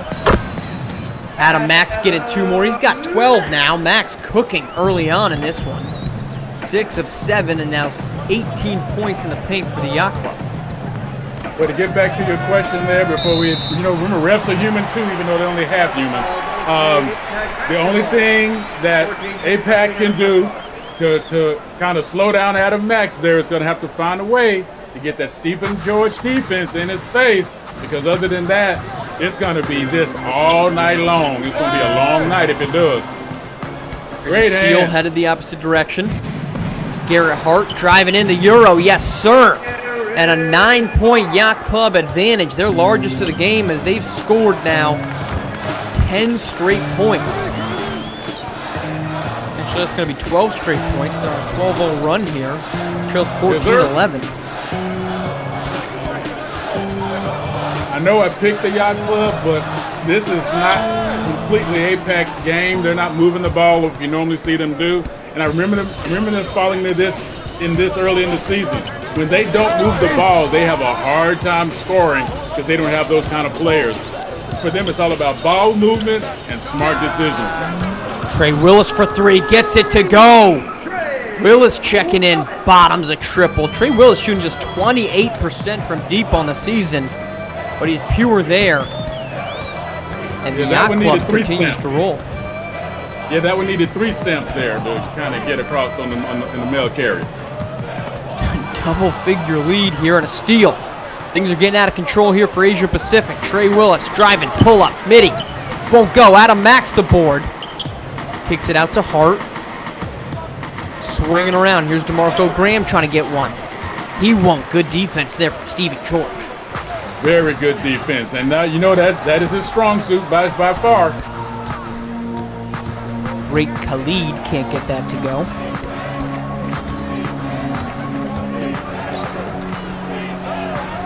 Here's Garrett Hart, a valuable member off the bench for this Yacht Club squad. DeMarco Graham, though, the size advantage. This is a big team with the Yacht Club. We're certainly on the floor right now.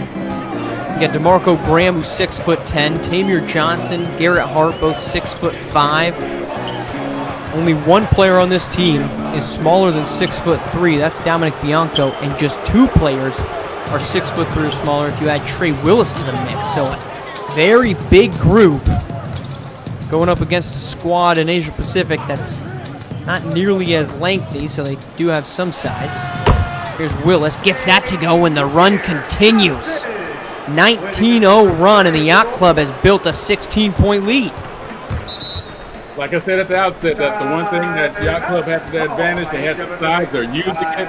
But APAC is not playing their game. They're not moving the ball. They have to be smarter than that. They have to go small and fast if they're gonna hang in this game. But it looks like it might be getting out the way really early. This is game 2 of our quadruple header here on SimWorld TV. Yacht Club and Asia Pacific squaring off. Victor will await the winner of Southeast Select and Showtime. That'll be the 9:30 game. Up next is the Originators and Reigning Trays, with post-ups to follow both this 6:30 tip and the 8 p.m. tip of Originators and Reigning Trays. So stay tuned here to SimWorld TV on YouTube, your exclusive home of the race to 1, as we will be 4 teams left standing. And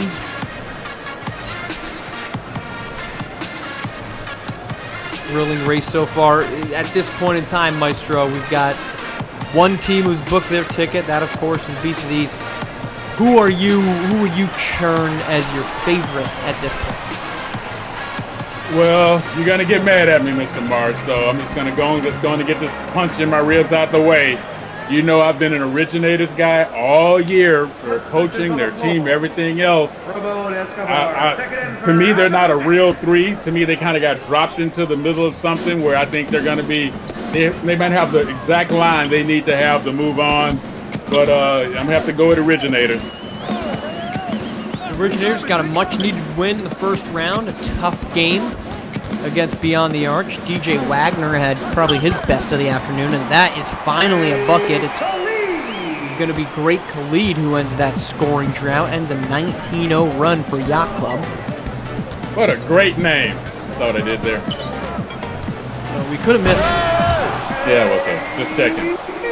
Damir Johnson has something to say. He's got 2 points.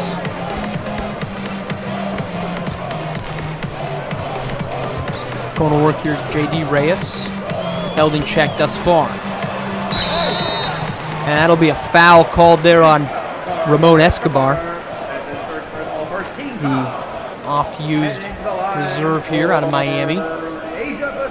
That will send J.D. Reyes to the line. Reyes at 85% free throw shooter. Trying to cut into this deficit here. Asia Pacific getting doubled up by Yacht Club.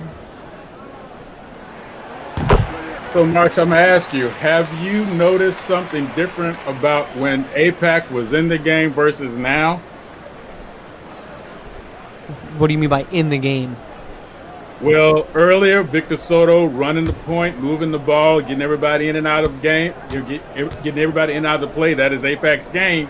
Now we're seeing a lot of running down, one-on-one, two-man game ISOs, and quite frankly, APAC does not have the size or the power for that kind of game against, they just don't have that kind of game against the Yacht Club, because this is going to happen all night right here. Well, no Soto, and until recently, no Kai Newby as he checks back in and gets that board.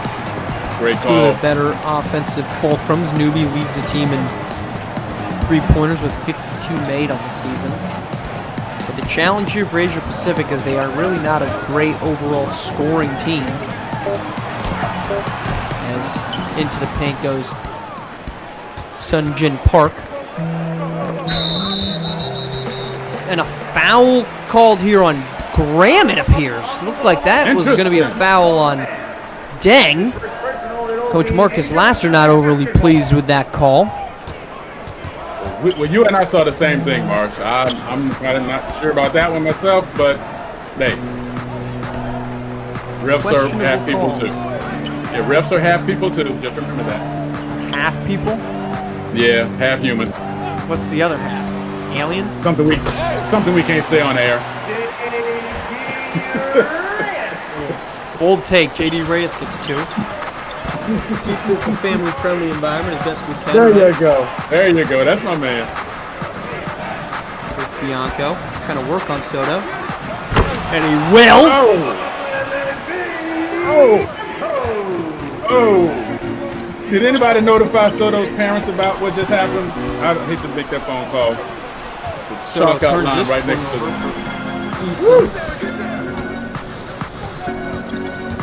I need to call myself out there, Marsh. I keep forgetting how fast Bianco's first step is until I see it, and I go, how can I forget that? And then he does something else to make me go, oh, yeah, that's right. He is so fast on that first step.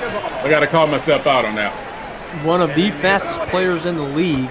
Most certainly. He is a dynamic vertical threat headed to the University of Miami next season. But a 6-foot guard. There's no other position he's playing. Going to the U. Coming Rizzo Davis right still. Brings it up top. DJ Lastry had a good first quarter.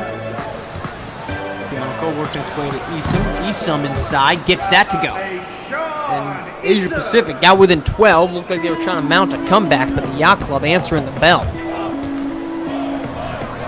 If the yacht club finds their midi game, oh my goodness, you might as well just go to a fast food drive-thru right now and head on home because it's just not going to end well at all.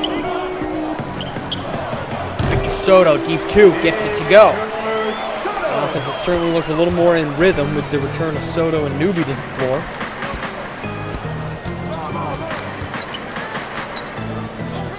Bianco off to Eastham. Plenty of ball movement here for the Yacht Club. And a bucket again. Triple for Jay Laster. And you want to talk about an offensive piece that's really had a great season. Jay Laster indeed is that guy. 13.8 points per game. 44% shooting from beyond the arc. Leads the team with both field goal shooting from deep and made threes at 57. Driving into the paint though. Meanwhile, dang. Beg your pardon, that'd be J.D. Reyes on the drive. Yeah, the Reyes brothers, they're going to have to set it up tonight. You know, it's all. You and I had this conversation before. It's always the thing to say the stars got to come out to play. That, to me, that's such a media person cop-out line, you know, when they don't know what's going on. But APAC really needs their stars to come out tonight. We're seeing that right here, right away, all the time. And a great shot by Jacoby Reyes there, finding the lane, using his leverage, getting in, doing a nice George Corbin finger roll there. For those of you who just broke the internet, he's old school finger roll guy. The Iceman. 24 seconds to play here in the first half. Bianco, 3. Gets it to go. Now Bianco with a triple. He's got 25% from the beyond the arc. He does not matter. Trey Willis and Bianco, both players not known for their three-point shooting. Each have buried one, and it's a 42-26 lead. To the rack. Jacoby Reyes gets it to fall. With 2.2 seconds left in the first half, that will do it for our first 16. Yacht Club leading 42-28. They're doing it because their stars are coming out to play, Maestro. Dominic Bianco, Jay Laster, Adam Max, each having a great first half. You expect that to carry over into the second? The way they're moving the ball, I cannot see why it will not. And what about Asia Pacific? What do they need to do here to mount up a comeback against a team that's given them all that they can handle at this point? They need to look at their highlights of the year when they made those big runs in games they were behind, start moving the ball again, start moving their game through Soto, but they need to get back into their Princeton principles of moving and slashing through the paint because they don't have the size, so they need to beat them on quickness. Do you think there's anyone on this roster that can slow down Dominic Bianco? Let's see here. I hate to pull a Rick Blaze and say, I don't think so, baby. But you know what? Get one of the Reyes boys on them. Let's see what happens. Second half coming up next. Asia Pacific needing a big comeback to make this thing interesting.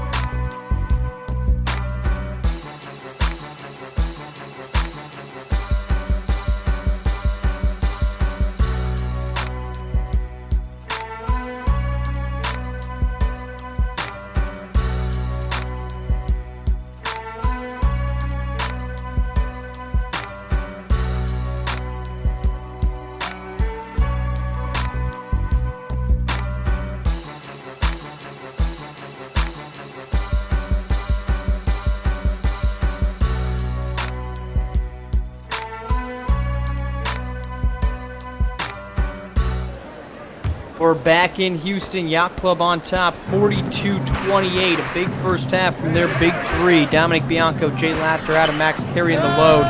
Adam Max can't get it going here to start the second half. However, Asia Pacific, though, Maestro, they'll need a little bit more from their star. They haven't seen too much of Kai Newby, Victor Soto, and Jacoby Reyes in the second quarter as Yacht Club was able to build a big lead on a 19-0 run. And there's a name you didn't say, and you know I'm going to say it for you. Stephen George has got to find his place here.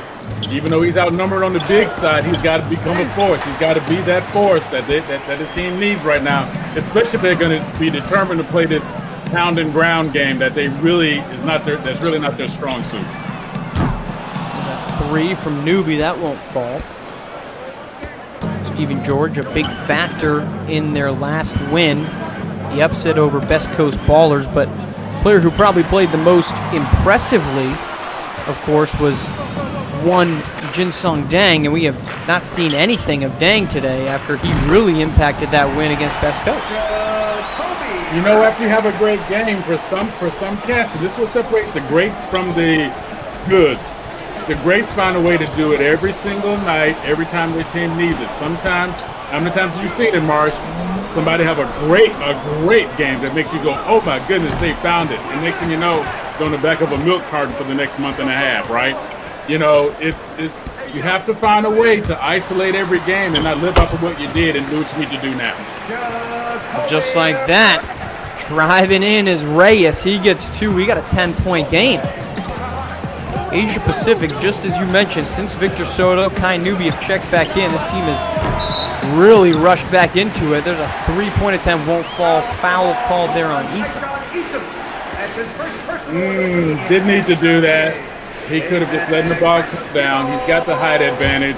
If there's the little guys in front of you, and you can't go straight up and get it, you're gonna get called on that every single time just because it looks like you're hurting somebody.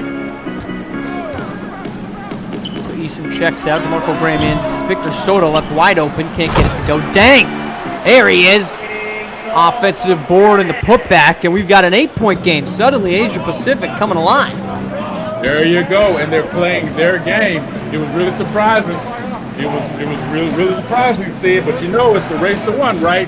It's been like that all season. Just when you think APAC is out of it, they start playing their game. Next thing you know, who's gonna get you? Asia Pacific unable to get the bucket there. 3-point attempt from Reyes. Yes, sir. 5-point game, and that's going to be a timeout from the Yacht Club. Asia Pacific rolling here to start the third quarter. All the way back into this thing. We'll step aside with 5:17 to play in the third quarter. Asia Pacific back within 5.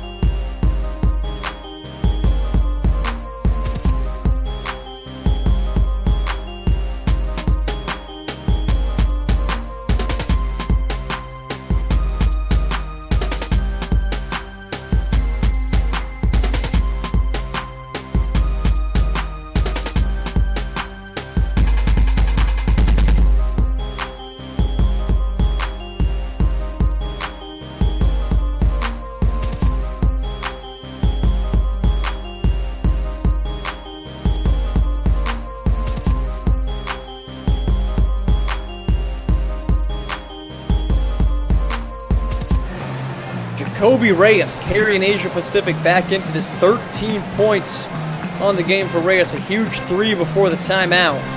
Cut this to a 5-point game. Make sure you're following along with all SimWorld action on all social media platforms. SimWorld 4K. Facebook. I don't know about Facebook. Twitter, Instagram, LinkedIn. Now you know what Elon would say. Now you know what. Now look, you know what Elon would have us to say. You can follow us on MySpace. I think we got some action going on in the pyramids. You know Elon is going to find something, right? Every social media platform. Indeed, Got it all. 5-point game, Yacht Club on top. They led by as many as 16 in the second quarter, used a 19-0 run to get there, but they have been unable to stop the bleeding since Kai Newby and Victor Soto stepped in. That has illuminated that man right there, Jacoby Reyes, now with a game-high 15, and it's a 3-point game. He has come alive just at the right time, doing what he needs to do. Marsh, you call it early, the stars have to show up, but APAC, that's just the rules. This is what it is, and they're seeming to do that right now. Jay Laster on that jumper, mid-range falls, finally stops some of the bleeding on this end. Here comes Ginseng Park. Had two great chances to drive to the rim, and he didn't take it. I think that he might have been already predetermined he was going to pass. Jacoby Reyes predetermined to shoot, unable to get that to go over the top of Jay Laster. Laster driving in, Jinsung Dang, the block. 17 seconds on the shot clock. Yacht Club ball here, 17 seconds to shoot, 4:10 to play in the third quarter. Yacht Club looking to advance. They are the 6th seed. Asia Pacific, 7. This is an inbound. Trey Willis had a look if he wanted it. Turned it down. Flies over to Jay Laster. There's Willis for 3 off the front rim. Rebound to Reyes. Reyes going to work. He's got 15. He's brought Asia Pacific back into this. Pull up midi. Yes, sir. Keeping him in it. Down by 3 yet again. Found his game. Found his brains. A little deep midi right there. Now, you know, if you take 2 steps back and start making threes, it's a whole nother game going on, fam. Tamir Johnson up top, guarded by Newbie. Screen comes. Adam Max. It's a swap. Jacoby Reyes on that defense. Inside to Max, guarded by Newbie. The fadeaway, easy bucket. Adam Max, leading scorer for Yacht Club. He's got 15 of his own. Such a nice game. I just wish I'd love to see him use more of his size and his speed to get into the paint and choose balance a few more times a game. Certainly tough to do when that man's on the floor. Stephen George with the finger roll. Opposite against the powerful dunk. Marsh, I'm going to be right back. I'm going to go burn something right now because see a man that big do a finger roll kind of gave me agita and heartburn at the same time. A little finesse action from a big man. You don't have to see that. I want to see that. If I want finesse, I'll go buy some flowers. Well, there's a little bit of finesse. Stephen George, the foul called on Max, gets it to go, and now a chance to tie this thing up. There you go. Come on, big man. There's a reason they paint the rim, so you can knock the paint off when you slam it home and rattle it for 9 days. Substitutions are also on the Rattle it for 9 days? Yeah, man. Oddly specific. You gotta hit it hard and make sure it keeps shaking after you walk away. Talking about rims. Oh, yeah, rims, totally. 100%. 100%. Okay. Bucket falls there for Stephen George, and we're tied up at 46. So Asia Pacific trailed big time in the second quarter. A 16-point deficit after a 19-0 run for Yacht Club, but they have fought back here in the third. Tied this thing up. Jay Laster, though, taking the lead right back on Jacoby Reyes. Good off-ball movement for Yacht Club. Frees him up. I'm not going to call no names, but somebody said they weren't coming back tonight, so it shows you definitely can't trust James Harden when it comes down to making these kind of decisions. Well, you can trust Stephen George in the air. Alley-oop, and George has come alive here. There you go. Need that game. Need that game. APAC needs that. They need, he's their only advantage inside. They need to make it work. Some Tamir Johnson. Johnson's going to draw the foul on J.D. Reyes. Reyes, one of the 3 Reyeses here on Asia Pacific, led of course by head coach Jason Reyes. What do you think they do when they do the place settings at the table? They think they have to put the first name. They just can't put the first initial, right? They have to put like the whole name there or something, don't they? Depends on what J.D.'s full name is. Oh, are you talking order? or just, like, when you ever have those team meals and they set the place set and they put your name on the little bitty folded card there. You have to go sit in your spot, I just wonder what they do. Just stuff I think you're looking about at a when J-A-Y, a J-A-K, and then just a J.D. I think you just give J.D., you just put all of it out. Might as well put the whole name on there, don't you think? I'm just, throwing it out if you're doing a place setting, oftentimes you don't just do initials either. Yeah, you got a point there. Actually, there was another wide receiver on my college team named Marvin Williams, so we actually shared the same name. So it was always confusing. They had called us by middle initials. Just saying. Did you get the middle? You both had to have the middle initial? Like We you were both both had to have- we Samuel both- L. Jackson?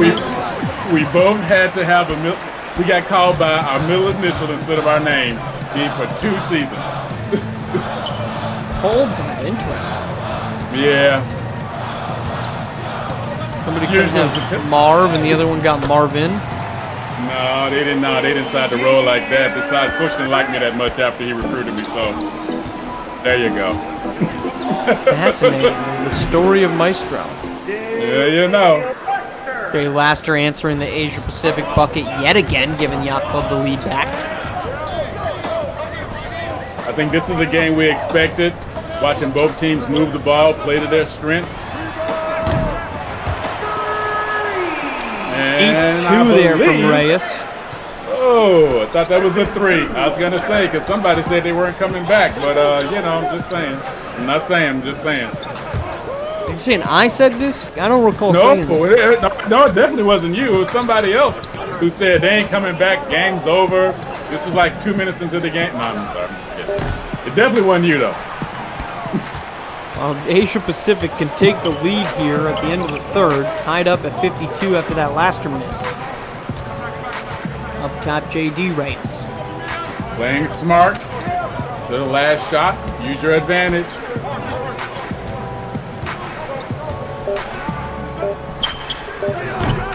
Reyes, the jumper at the buzzer, that won't fall. And that's going to end the third, but the comeback in full force. Asia Pacific tying this thing up in the third quarter. We've got 8 minutes to play, 52 points apiece. Winner moves on, loser goes home. We'll decide that next in Houston.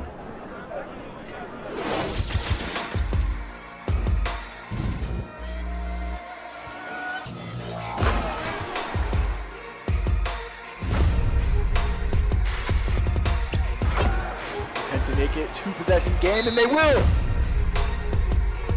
Definitely gonna have to go elsewhere. Oh!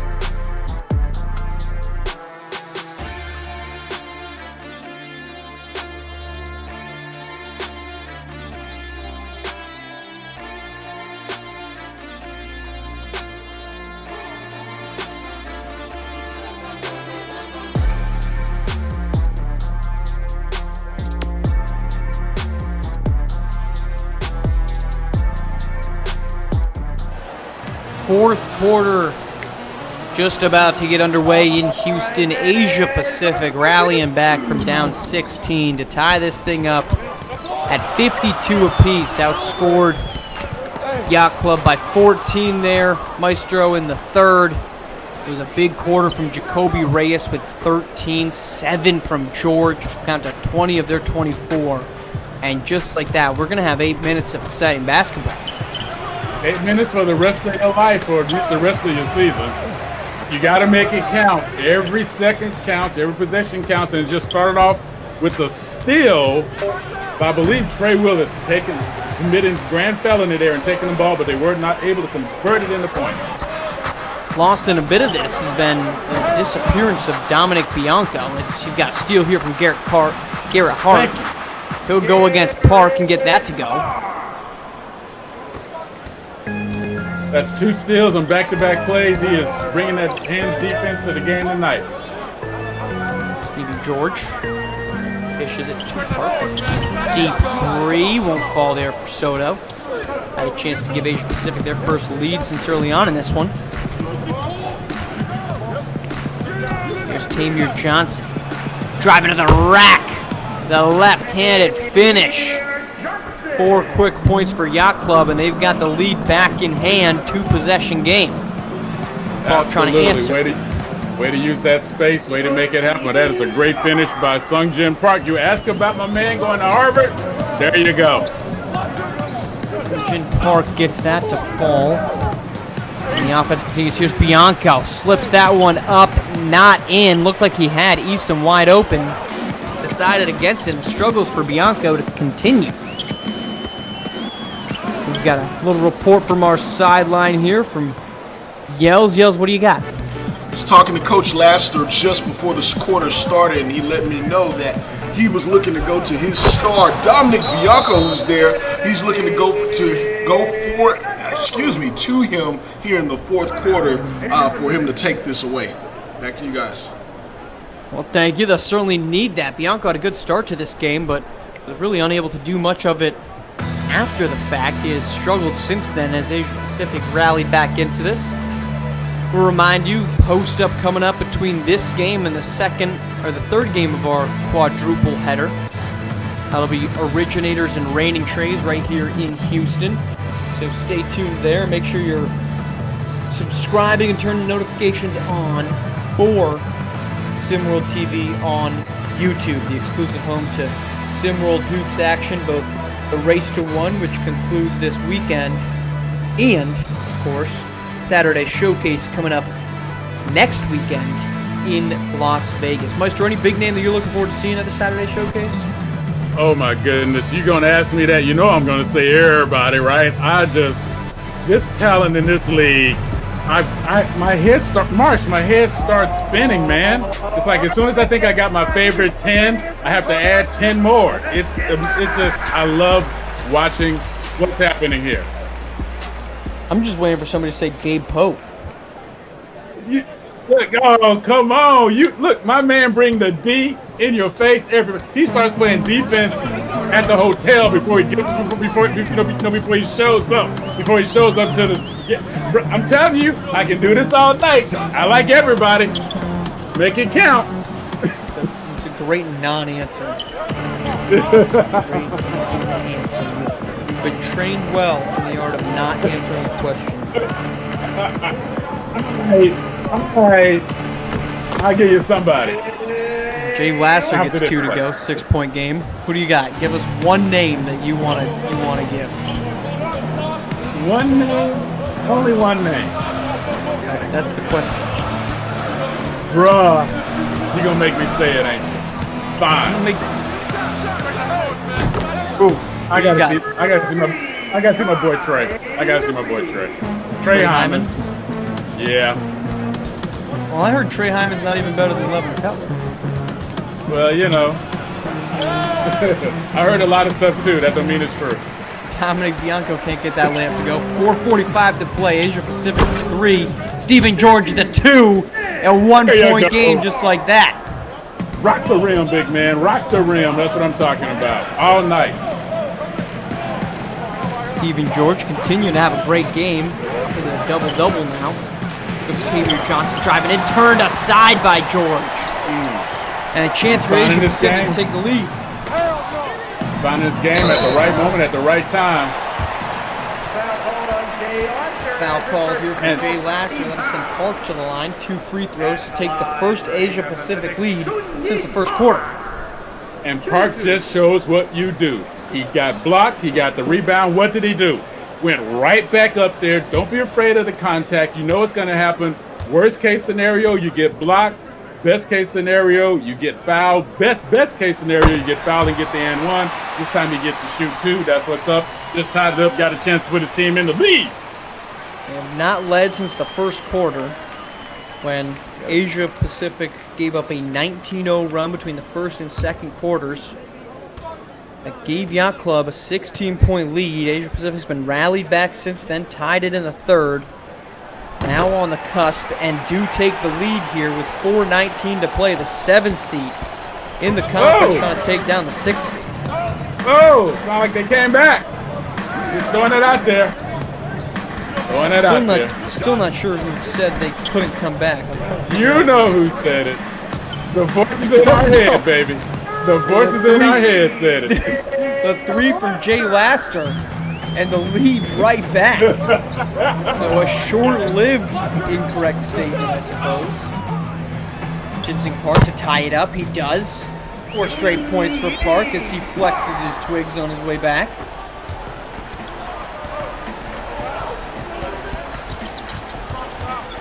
Three and a half to play. Bianco driving in, turned aside. Jinsong Dang. Dang has made a return. This is Kai Newby. Newby is going to be fouled by Adam Max. Max unable to get back in time to snuff that one out. And here's why you never should be afraid of contact. Go on and take it, make it happen. Good things happen for you when you got the ball and you get hit all night long. Don't worry about getting blocked. Go on and take that contact. Make it count. Kai Newby heads to the line, shooting 2 to give Asia Pacific their largest lead since the first quarter. So they just had that 1-point lead. They will return to a point up, led by as many as 3 early on. And 14-11 before a 19-0 run made it 30-14. If he makes this, I'm gonna check. You're gonna what? If he makes this, I'm gonna challenge my best Sam move right here. I'm waiting.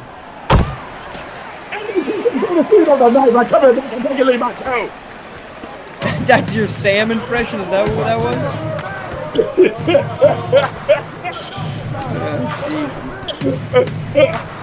Oh, God, but now we got to hear Sam's impression of Bianco's foul. He can use that little energy if he tried. Let me here. Since Sam can't back himself up, let me do the maestro. Okay. Oh, okay. What's up, fam? What's up, fam? Hey, fam. Yo, check this out, fam. It was this time in 1972. I was out there.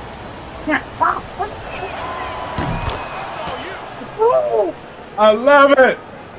I love it. Best one yet. First free throw falls here.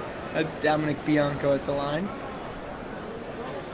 Chance to tie it back up. We've had a back and forth game here in the second half. Not something we would have expected in that second quarter. Won't go, however. Bianco 1 of 2. 72% shooting from the free throw line, unable to get both of them. Now Asia Pacific, chance to add to the lead. Absolutely, using the shot clock, playing smart. This is the APEC that we're used to seeing. Mismatch inside, doesn't take advantage. Reyes, 3, yes sir! Steven George decides not to attack the mismatch. Ends up +3, and it's a +4 advantage for Asia Pacific here in the fourth. Under 3 to play. Only matters when you lead at the end.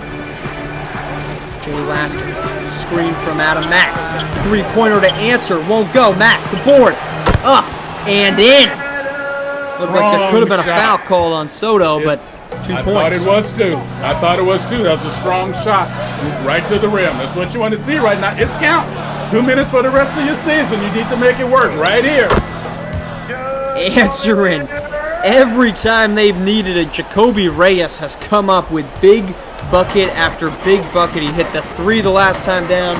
This layup to return the lead to 4. Now it's a steal from Kai Newby. He heads the opposite direction. 6-point lead with under 2 to go. Somebody came back.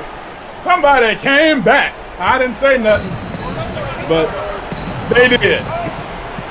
Trailed by as many as 16. They're now up by 6.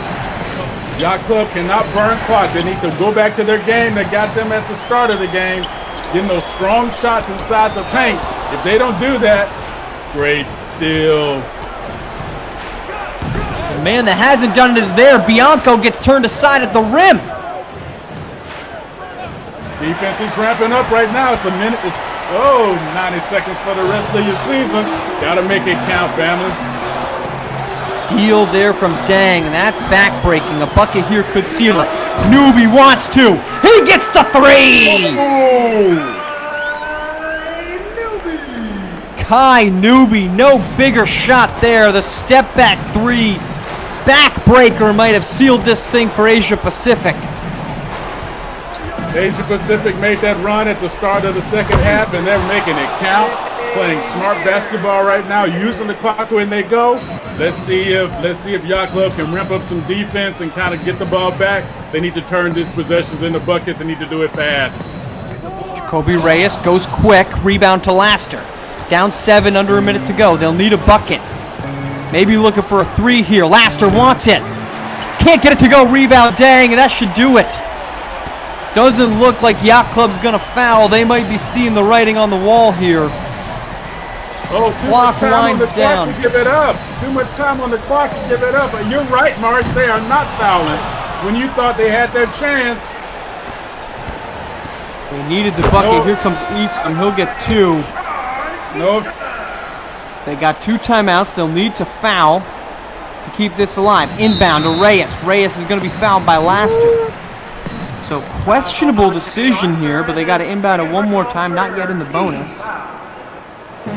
They'll be going. That's why I thought they would start the fouls earlier. That's why I thought they would start the fouls earlier. Foul called here on Laster. Laster gives that one up. Jacoby Reyes heads to the line. 5-point lead, 21.4 left. Asia Pacific feeling pretty good here. The 7 seed on the cusp of another upset win. This would be against 6-seeded Yacht Club. And book a ticket and a meeting with either Showtime or Southeast Select. First one's good. That makes it 6. It's going to be good either way, no matter what happens. I tell you right now. But typical Sim World Hoops game, baby. Down to the last second. We'll get a timeout for Yacht Club. They've got 1 remaining. But with 21.4, they'll need some fortuitous events to proceed here in order for this comeback. Asia Pacific, an absolutely incredible rally. We're down after a 19-0 run, trailed by 16 points. Midway through the second quarter, they got to within 14 at the half. They managed to tie this thing up at the end of the third, and now in the fourth, Jacoby Reyes has had a dominant second half, 13 in the third quarter. Clutch buckets in the fourth have been enough to lift Asia Pacific back in this one, Maestro. I tell you, APAC got into their game. They went small and fast, and they maintained it. They not only got on that run, March, they stayed on that run and did exactly everything that they needed to do to get back in the game and now take control of the game. Yacht Club got out of their game, started pressing a little bit, in my opinion, and then once they started doing that, to quote Blaze, the Blazer, it's all over but the shouting. And Maestro, I'll turn it to you. Player of the game, is it Kai Newby, Jacoby Reyes? I think it's got to be Reyes here. Yeah, I'm with you. It's got to be Jacoby Reyes. He came up just when his team needed him. And like you said, that 13-point third quarter was a key heart moment for APAC to not only get back in the game, but to be in the position they're in right now. Chance here, last second. Garrett Hart, deep 3. Yes, he gets it. We're not done yet. 4-point game. Timeout from Asia Pacific with 19.2 to go. We'll step aside, come back for the conclusion in Houston.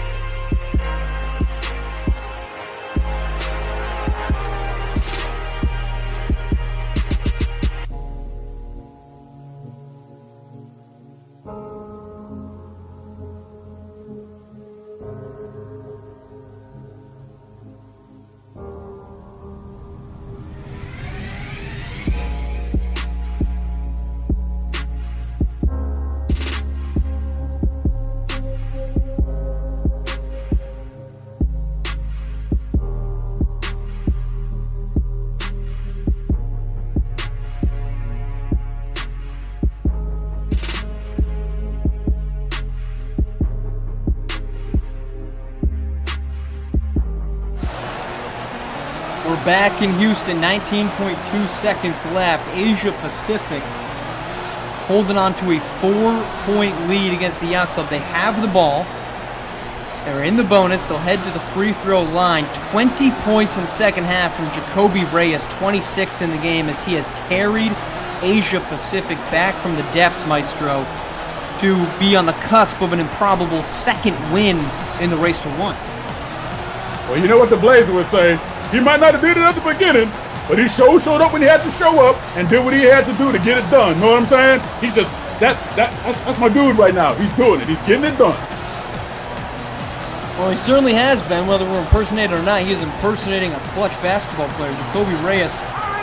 We would have concerns about this team having a star. Reyes has stepped into that role certainly tonight. He is 8 of 11. He's done everything that's been asked of him, hitting big shots when Asia Pacific has needed it most, and now they're just needing to inbound. They get it over to Newbie. Newbie's fouled by Max.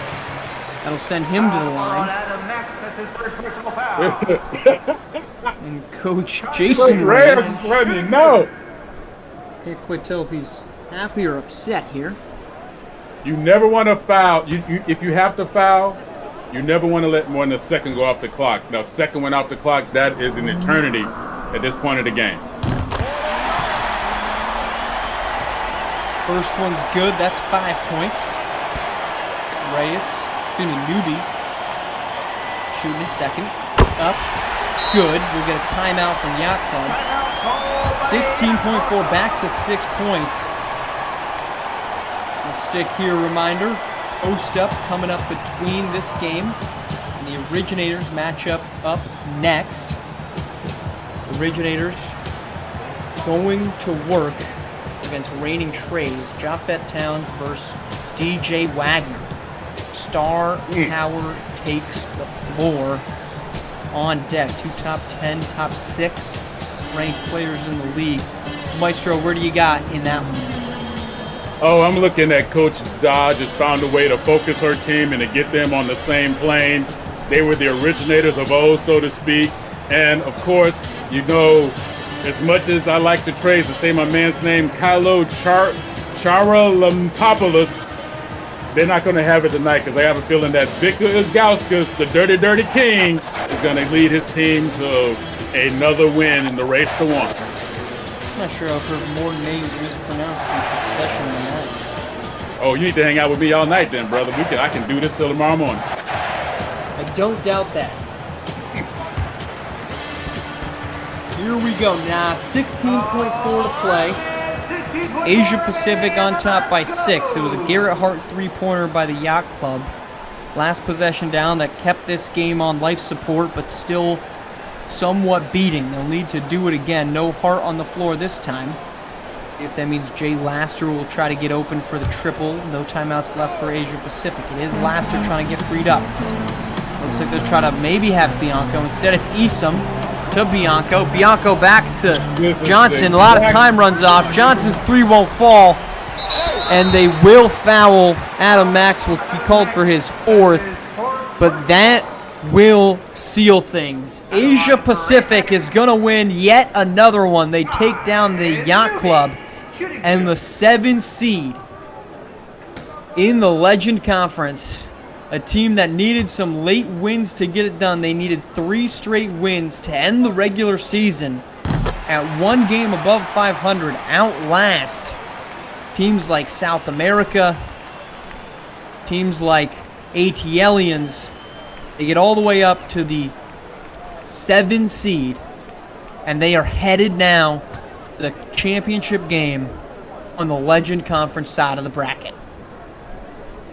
Smart. They made them work for it. As soon as more than 3 seconds went off the clock, you knew at this particular point it didn't matter if a bucket was made. Unfortunately for Yacht Club, it was almost 8 seconds that went off the clock before they got a bucket. That's going to do it. There's your final, 81-73. Asia Pacific, the stunning upset over Yacht Club, coming just a couple days after they stunned Best Coast Ballers, and the 7 seed in the conference is moving on. 1 win from the Race to 1 championship game they're playing on Thursday. The Yacht Club is flying back to South Florida empty-handed. For my partner in the booth, Maestro, our production team, thank you for joining us here. Up next, post up before the 3rd game of the quadruple header here on SimWorld TV. See the game, be the game.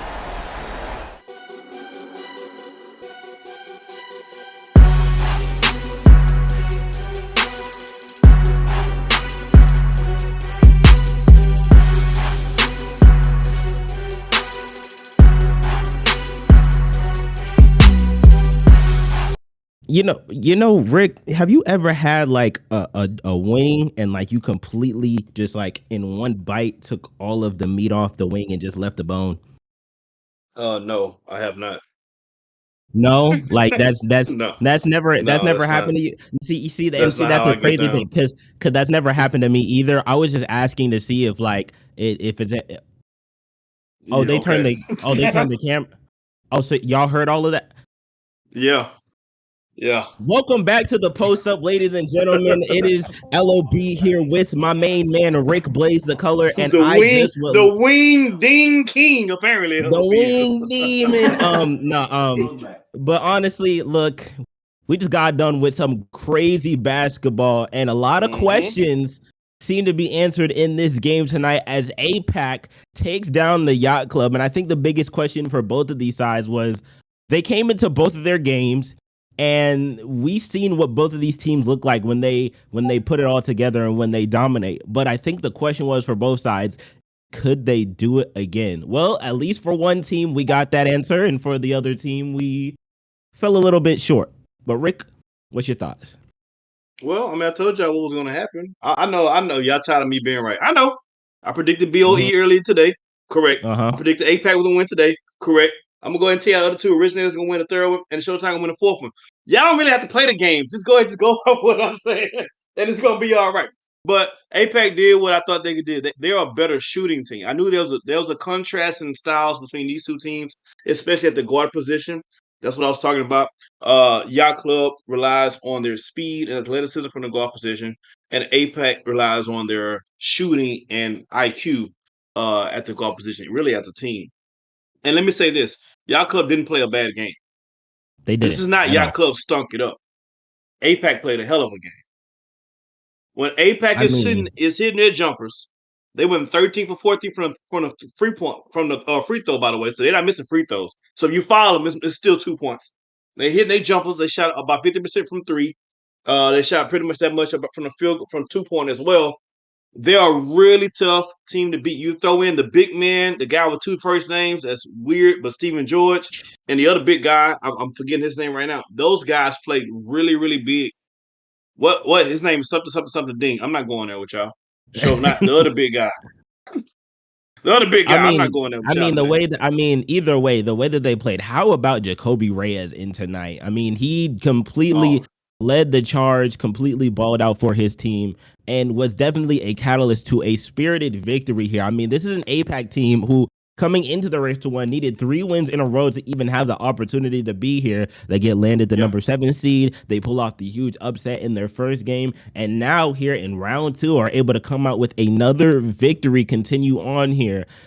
I mean, a lot of people probably didn't look at APAC as the team to beat because, you know, they came in as a 7 seed and they barely got here. But the way that they played tonight, they might be that team. And I remember me and Maestro was talking about it earlier, but this is a league where any team can get beat on any night. This is So true. This is true. This is 100% I mean, we true. just don't know. Yeah, APEC brought the A game again. I want to say shout out to Yacht Club and the coach, Coach Pope. They played really well. Yacht Club played a good basketball game.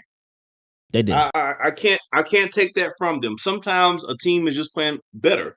Like that happens. The previous game we saw, right? With the BOE and Bad Boys. I gotta give credit. Of course, Phenom's gonna take a lot of flack for the last play, right? But I respect him trying to be big for once. That was my biggest knock on him. He tried to be big. Now maybe it didn't work for him because he tried to be something he isn't in his heart of hearts. But he tried to go up strong. My man just wouldn't be denied. No. They call him. I seen y'all. No Kearney. I like that. I rock with that. That's a really good name. No Kearney will not be denied. And there's been 2 great games. I expect 2 more great games after this. Well, you completely went right into the next point, is the Beast of the East game that happened just before this, 55-54. If you missed out on that game, then I'm sorry to say you missed out on a treat. I mean, it came down to a last-second block by JoJo Kearney to seal the deal. He had, I believe, 11 Kearney. 8 blocks in that game. I mean, he absolutely balled out in this one. Don't forget, Freed Redmond had 14. Levin Cutler also with 15 in that one. And on the other end, obviously, Lorenzo Phenom, questionable about the last play of the game.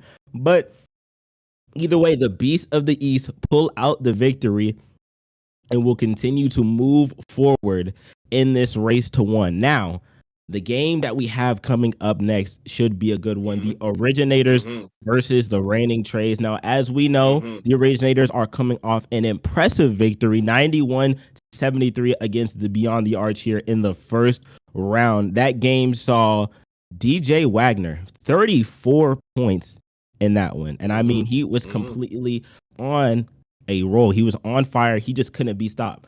So, me being the person that I am, that just I like to snoop around and I like to be in people's business, because why not? It's, great television. Who doesn't want to be in people's business? I had the wondrous opportunity to be able to sit down with Coach Alyssa Dodge after the game, and we had quite the interesting conversation about how she feels about her team and the way that they played. And she left us with an interesting statement. And I want you to let me know what you think about this, Rick, as you're listening to it. You are now about to be listening to the voice of Coach Alyssa Dodge. I think winning is always somewhat bittersweet. Of course, we want to win, but I truly respect Coach Kusa and Beyond the Arch, so that does make it a little less sweet. On the other hand, it's hard not to be happy when you see your kids go out there and play the way you know they can. I am so unbelievably proud of my guys for showing up, working hard, and having fun. I could not possibly ask for a better group of kids. As far as moving forward, we are honored to be playing Reigning Trays. We know it's going to be tough. They have people like Jackson who will always get to the basket no matter what you try to do, and Towns who can just land threes like it's nothing. It's going to be a challenge, but we're ready.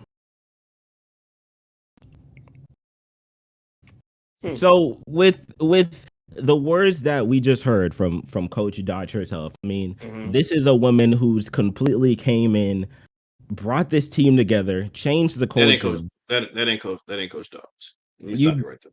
You don't think that's Coach Dodge? I don't know what shenanigans y'all trying to pull over my eyes. You don't think that's Coach Dodge? That's not the lady who was cursing people out on the sidelines the other game. That lady there is a saint. Coach Dodge got a little more ruggedness until I seen her on the sideline giving boys the business. That lady there look like she's an extra in the Barbie movie. That's not Coach Dodge. Okay, well, that's not Coach Dodge. Okay, well, you think maybe that that might be her doppelganger? That's Coach Dodge's doppelganger, but that's not. No, Coach Dodge. that is Coach Dodge, and the words that she said in that statement really have led me to believe that she's came in and she's changed the culture of this team. She's changed the mindset, the way that they play, the way that they go about themselves day in and day out. Arguably has coached one of the best teams in sim world. She has done it. I mean, it wasn't her talking though. I'm telling you, that's her. The woman herself, Coach Alyssa Dodge. You just heard that's her a voice. Woman. That's ChatGPT. That ain't Coach Dodge. No, that's Coach Alyssa Dodge. That's not ChatGPT. That's ChatGPT on the move. That was not. It's a scene from that Barbie movie. Rick, which scene is that from Barbie? Rick, why do you doubt the fact that is her? Because the lady I saw that's Coach Dodge on the sidelines, she not talking like that on the sidelines, brother. Okay, she got some MFers in there. That lady right there couldn't even say MF. Well, when you that lady right there could, when you get the chance to meet you can talk to her and you tell me if it's her or not. Okay, you tell me if it's her or not. You get to meet her. You get the chance to talk to her. Go ahead, let me know what you think. But with that being said, I mean, besides the fact that we're still trying to uncover the fact that if that was a voice changer or not. Anyways, at the end of the day, this is a tough challenge ahead of her against this reigning Trays team. I mean, they're coming off an impressive win themselves, the reigning Trays here, and they're going to be going up against an originator team that almost put up 100 points in, 32 minutes? Yeah. Well, that originators team is not going to show up tonight. That was a one-of-one situation. They shot lights out. I don't think they're going to have 5-6 players shooting lights out again. But they are a very good team. But I do like Raymond Trey's chances. I'm going to give it to originators to pull it out, just because I think they have an advantage from the real Coach Dodge. But I do like Raymond Trey's. It's not to be sneezed at. I would not be shocked if Raymond Trey's won this game, but I do got originators sneaking it out late. I mean, reigning Trays, you talk about guys like Japheth Towns, Simworld's number 5 scorer, Kayvon Jackson, able to get to the basket at will. I mean, Jason Crossover, who's improved dramatically throughout the season. I mean, Nick Beal, who continues to show us that he is a prominent scorer for this reigning Trays team. I mean, it's definitely gonna be battle on battle here, going back and forth between the two. So, I mean, we're already here. We're already talking about it, but if it hasn't been done already, let's post up and let's get to this 3 in the key, Rick. I mean, let's do it. Let's do it. What you got for it? What you got for reigning Trays? If they want to win this game, they're gonna have to use their speed to their advantage. They're gonna have to put pressure on DJ Wagner on the defensive end. Make Wagner play defense, and they're gonna have to shoot the 3 ball. Japheth Towns will have to pick his spots. If you're the originators, you kind of want to slow the tempo down a little bit, unless you're running with DJ Wagner. You want to take advantage of Ilgauskas inside, and you want to make sure that you get back. Do not let them run you out the gym. Transition defense for the originators is going to be key. If Random Trades get out in transition against originators, it's going to be a long night for those boys. Definitely will be a long night for them. So you're going with originators to pull this one out here? Yes, with their real Elisa Dodge too. With the real Coach Dodge, is what you saying? With the real Coach Dodge, yes. Not that wait, hold on. Let me check. Nope. I just received the message. We can confirm that was her. That 100%. No, I ain't just received confirmation that I got. You didn't get no message? No, I didn't get no message, brother. I don't know what's wrong with your phone then, but I just got the message. It's confirmed. Why do you not believe that that's her? Because I've seen the lady curse everybody on the side. This lady that you just talked about couldn't curse. That lady that voice I just heard. Oh, that was angels playing on the in a cloudy sky. You know, it's something called media presence, right? Obviously, I don't think she would want to curse on TV if you're trying to give a statement here. I don't know. I curse on TV. I am who I am. You know what? That lady probably don't even. That lady, that voice you had, I don't. Yeah, that was Mary Poppins or something, man. That's from a Barbie movie. Which scene is that, LOB? Which Barbie movie scene is that you just played? Well, we have an amazing game coming up here next between the reigning Trays and the originators. This be a matchup that you don't want to miss. Coach Dodge going up against Coach Hayes in this one, and we will see who comes out with this victory to continue on in the race to 1 here. It's been LOB here with Rick Blaze, and I guess we're out here because we're gonna go see if that's the actual voice of Coach Alyssa Dodge. Will the real Coach Dodge please stand up? Y'all stay tuned for this game coming up next on the Sim World, the only place where you can see the game.